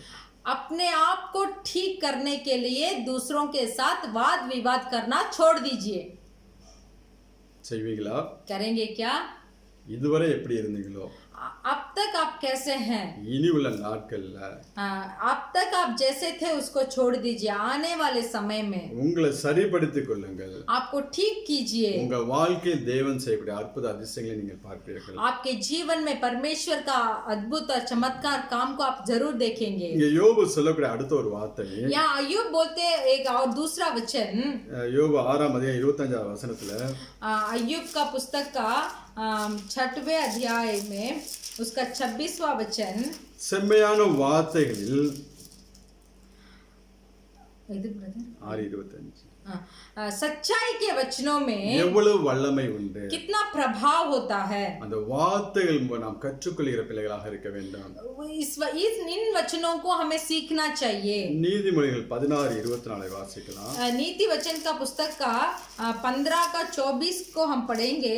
बुद्धिमान के लिए जीवन का मार्ग ऊपर की ओर जाता है, इस रीति से वह अधोलोक में पड़ने से बच जाता है। 16:24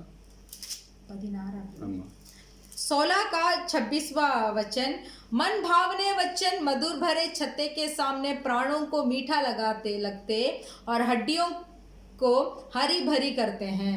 இனிய சொற்கள் मन भावने वचन தேன் கொடுப்பல் ஆத்மாவுக்கு மதுரமும் मधु भरे छत्ते के सामने प्राण को मीठा लगते எலும்புக்கு ஔஷதமாய் இருக்கிறதா और हड्डियों को हरी भरी करते हैं। இனிய சொற்கள் என்றால் मन भावने वचन का अर्थ ये है, ஆசீர்வாதமான வார்த்தைகள் தான் இனிய சொற்கள் என்று நினைத்துக் கொண்டிருக்கிறார்। हम सोच रहे हैं कि मन भावने वचन ये होते हैं कि जो आशीर्वाद के बातें होते हैं, கடிந்து கொள்கிற வார்த்தைகளை அள்ளல் தட்டுகிறவர்களாக இருக்கிறார்கள்। तो जो बातें शिक्षा देती है उसको टुकराते हैं। ஆசீர்வாதமான வார்த்தை நல்லதா, आशीर्वाद का बात अच्छी है, ஒன்று புரிந்து கொள்ள வேண்டும்। एक बात समझ लीजिए, நாம் பாவிகளும் हम लोग पापी है துரோகிகளும் और अधर्म लोग है, தேவனுக்கு சத்துருவாய் வாழ்ந்தபோது और परमेश्वर के लिए जहाँ हम शत्रु बनकर जी रहे थे, தேவன் நம்மளை தேடி வந்து ஆசீர்வதித்தார்। तब परमेश्वर खुद ही आकर हमें आशीष किए। அப்படியாப்பட்ட தேவன் इस तरीके के प्रभु जी இன்னைக்கு தேவனுடைய பிள்ளைகளாய் இருக்கும்போது आज परमेश्वर के खुद के पुत्र लोग हैं हम, அவர் நம்மளை ஆசீர்வதிப்பது நிச்சயம்। तो परमेश्वर हमें आशीर्वाद करना निश्चय है। அந்த இனிய சொற்கள் என்பது तो ये मन भावने का वचन क्या होता है? நம்மளை கடிந்து கொள்ளக்கூடிய வார்த்தைகள், हमें शिक्षा देने वाले वचन, கடிந்து கொள்ளக்கூடிய உபதேசங்களை விரும்புகிற பிள்ளைகளாக இருக்க வேண்டும்। हमें शिक्षा देने वाले उपदेशों को सुनने वाले होना चाहिए। அதுதான் ஆத்மாவுக்கு அது மதுரம் போல இருக்கும்। அது तो वही हमारे आत्मा के लिए वो मन भावने वचन है। எலும்புக்கெல்லாம் அது ஔஷதம், நல்ல ஒரு மருந்தாக காணப்படும் என்று சொல்கிறார்। उस तरीके के मन भावने वचन हमारे हड्डियों के लिए औषध है।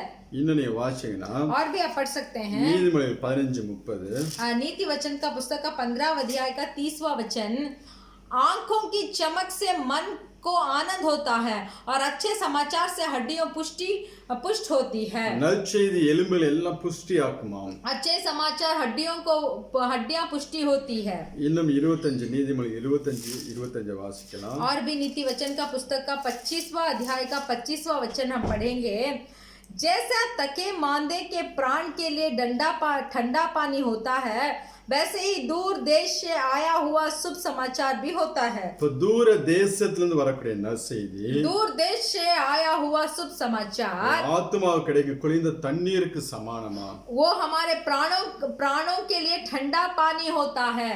பரலோகத்திலிருந்து கொடுக்கப்பட்ட ஒவ்வொரு வேத வார்த்தைகளும், परलोक के ओर से दिया हुआ इस पवित्र वचन, தேவனுடைய விரலினால் எழுதப்பட்ட ஒவ்வொரு வார்த்தைகளும், परमेश्वर के उंगली के द्वारा लिखा हुआ एक एक वचन நம்முடைய ஆத்மாவுக்கு கிடைக்கக்கூடிய குளிர்ந்த தண்ணீராம்। அது हमारे प्राणों का मिला गया एक ठंडा पानी की तरह है। வெறும் ஆசீர்வாதமான வார்த்தைகளை மாத்திரம் தேடி தேடி வாசிக்காதீங்க। इसीलिए सिर्फ आशीर्वादों को वचनों को सिर्फ ढूंढ कर मत पढ़िए। தேவன் எந்தெந்த காரியங்கள் நம்மை சரிப்படுத்திக் கொள்ள வேண்டும் என்று சொல்லி விரும்புகிறாரோ, परमेश्वर जो काम के लिए हमें ठीक करना चाहते हैं அதுக்கு ஒப்பு கொடுங்க।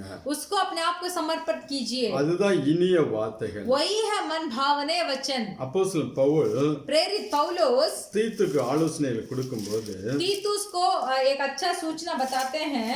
1ஆம் அதிகாரம் தீத்து 1ஆம் அதிகாரம் 14வது வசனத்தை வாசிக்கலாம்।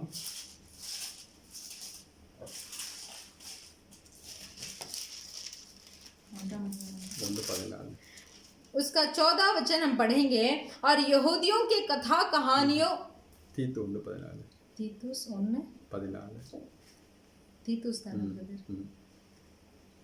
விசுவாசத்தினாலே ஆரோக்கியம் உள்ளவளாகும்படி। हाँ 13 लिखूं ब्रदर। उसका 13 वचन, यह गवाही सच है, इसीलिए उन्हें कढ़ाई से चेतावनी दिया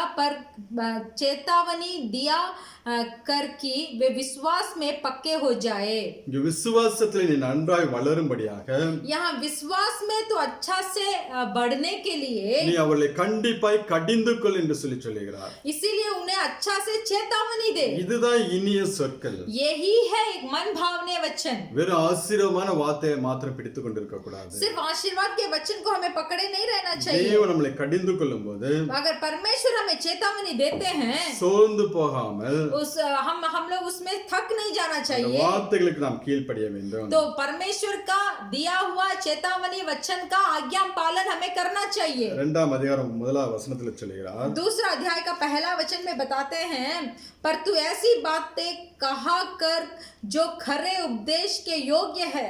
நீ ஆரோக்கியமான உபதேசங்களுக்கு ஏற்றவைகளை பேசு என்று சொல்லுகிறார். बोलते हैं कि जो खरे उपदेश है उसी को तू बात कर.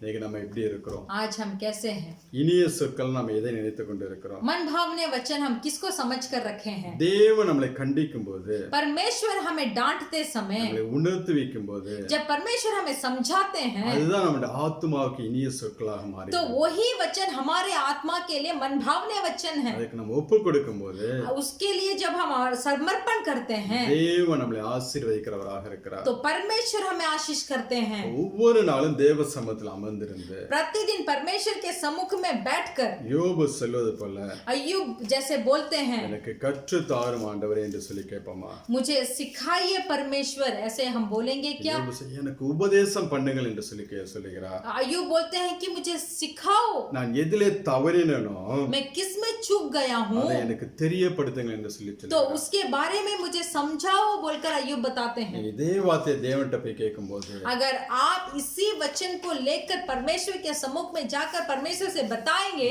தேவன் நம்மளை ஒவ்வொரு நாளும் சரிப்படுத்தி परमेश्वर हमें प्रतिदिन ठीक कर தேவனுடைய கரத்தில் ஒரு வல்லமையான ஒரு பாத்திரமா எடுத்து பயன்படுத்த ஆரம்பிப்பார். तो परमेश्वर के हाथों का एक उपयोग का पात्र हमें बनाएंगे. அதனால इसीलिए தேவையில்லாத வாக்குவாதங்களை விட்டு விடுங்க. फालतू वाद विवाद को छोड़ दीजिए. யாராவது உங்களை குற்றப்படுத்தினால், कोई आपको गुनहगार ठहराया तो சரிப்படுத்திக் கொள்ளுங்கள். आपको ठीक कीजिए. உங்களிடம் அந்த காரியம் இல்லை என்றால் அதை மறந்து விடுங்க. अगर गुनहगार ठहराया गया काम आपके पास नहीं है तो उसको छोड़ दीजिए. புறாவை போல கபடமற்றவர்களாய் இருக்க கற்றுக்கொள்ளுங்கள். एक कबूतर की तरह भोले बन जाइए, அப்பொழுது தேவன் உங்களை ஆசீர்வதிப்பார். तब परमेश्वर आपका आशीष ஒரு करेंगे. நிமிஷம் நாம் ஜெபிக்கலாம். हम सब मिलकर हम प्रार्थना करेंगे.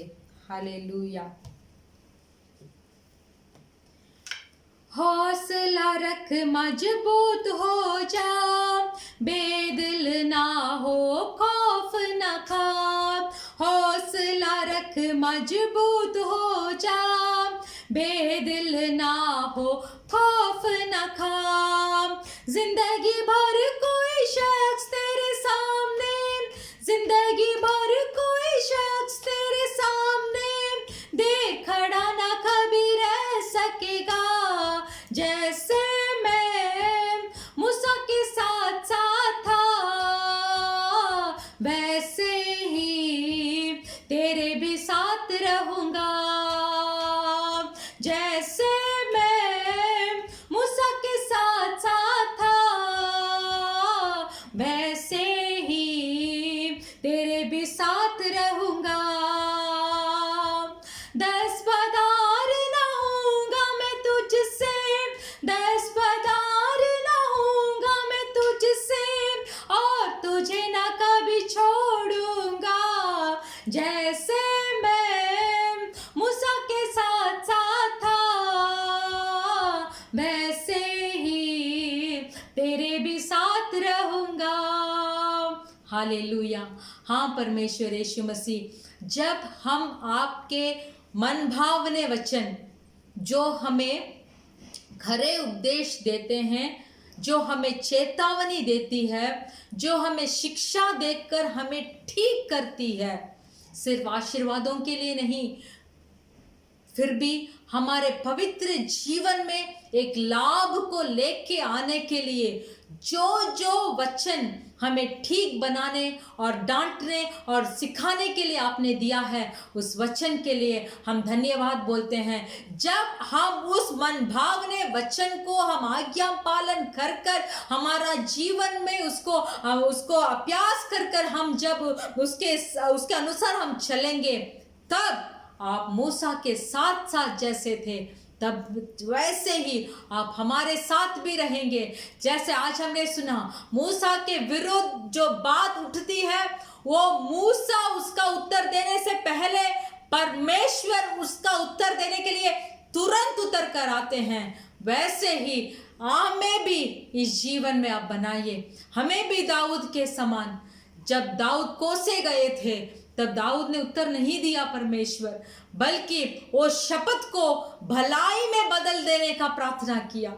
वैसे ही दानियल भी सिंह के गुफा में पड़ने तक उन्होंने अपना मुंह नहीं खोला. इसीलिए आपने आपके दूत को बेचकर उस सिंहों का मुंह को आपने बंद किया। हालेलुया। अय्यूब भी परमेश्वर अपना जितना भी उनका बुरा हालत थी, उन्होंने उसमें आपको कुछ भी आपसे उन्होंने झगड़ा या वाद विवाद नहीं किया। आपके तौर से गवाही प्राप्त किया हुआ अय्यूब आपसे झगड़ा नहीं किया, बल्कि बोलने लगे कि मुझे शिक्षा दो कि कहाँ मैं गलत हो गया था। हाँ परमेश्वर, इन लोगों के तरह परमेश्वर हमें भी बनाइए। हमें भी आपके सम्मुख में बैठकर हमें सीखना है, वचन को लेकर सीखना है। आपके मुंह से हमें भी डांट खाना है, आपके मुंह से हमें भी शिक्षा पाना है, ताकि हम खरे बन सके।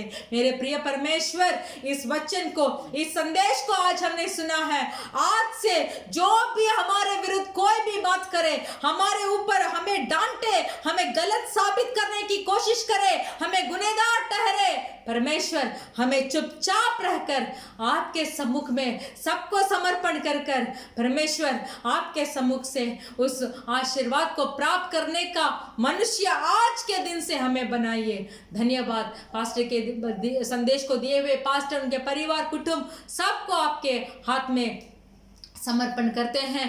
हालेलुया। हमारे कलीसिया परिवारों को, भाई और बहन को, उनको बच्चे लोगों को, कुटुंब को, ज़रूरतों को सब आपके हाथ में समर्पण करते हैं।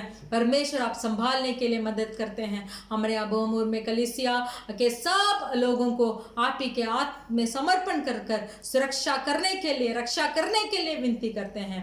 यीशु मसीह के नाम से मांगते हैं पिता, आमीन। கர்த்தராகிய இயேசு கிறிஸ்து கிருபையும் हमारा यीशु मसीह का कृपा, பிதாவாகிய தேவனுடைய அன்பும் पिता परमेश्वर का प्रेम, பரிசுத்த ஆவியின் அன்யோன்ய ஐக்கியம் पवित्र आत्मा का सौभाग्यता இன்றும் என்று நம் அனைவரோட கூட இருப்பதாக आज और हर पल हमारे साथ होते रहे। आमीन। आमीन। हालेलुया। हालेलुया। हालेलुया। हालेलुया। जय मसीह। जय मसीह।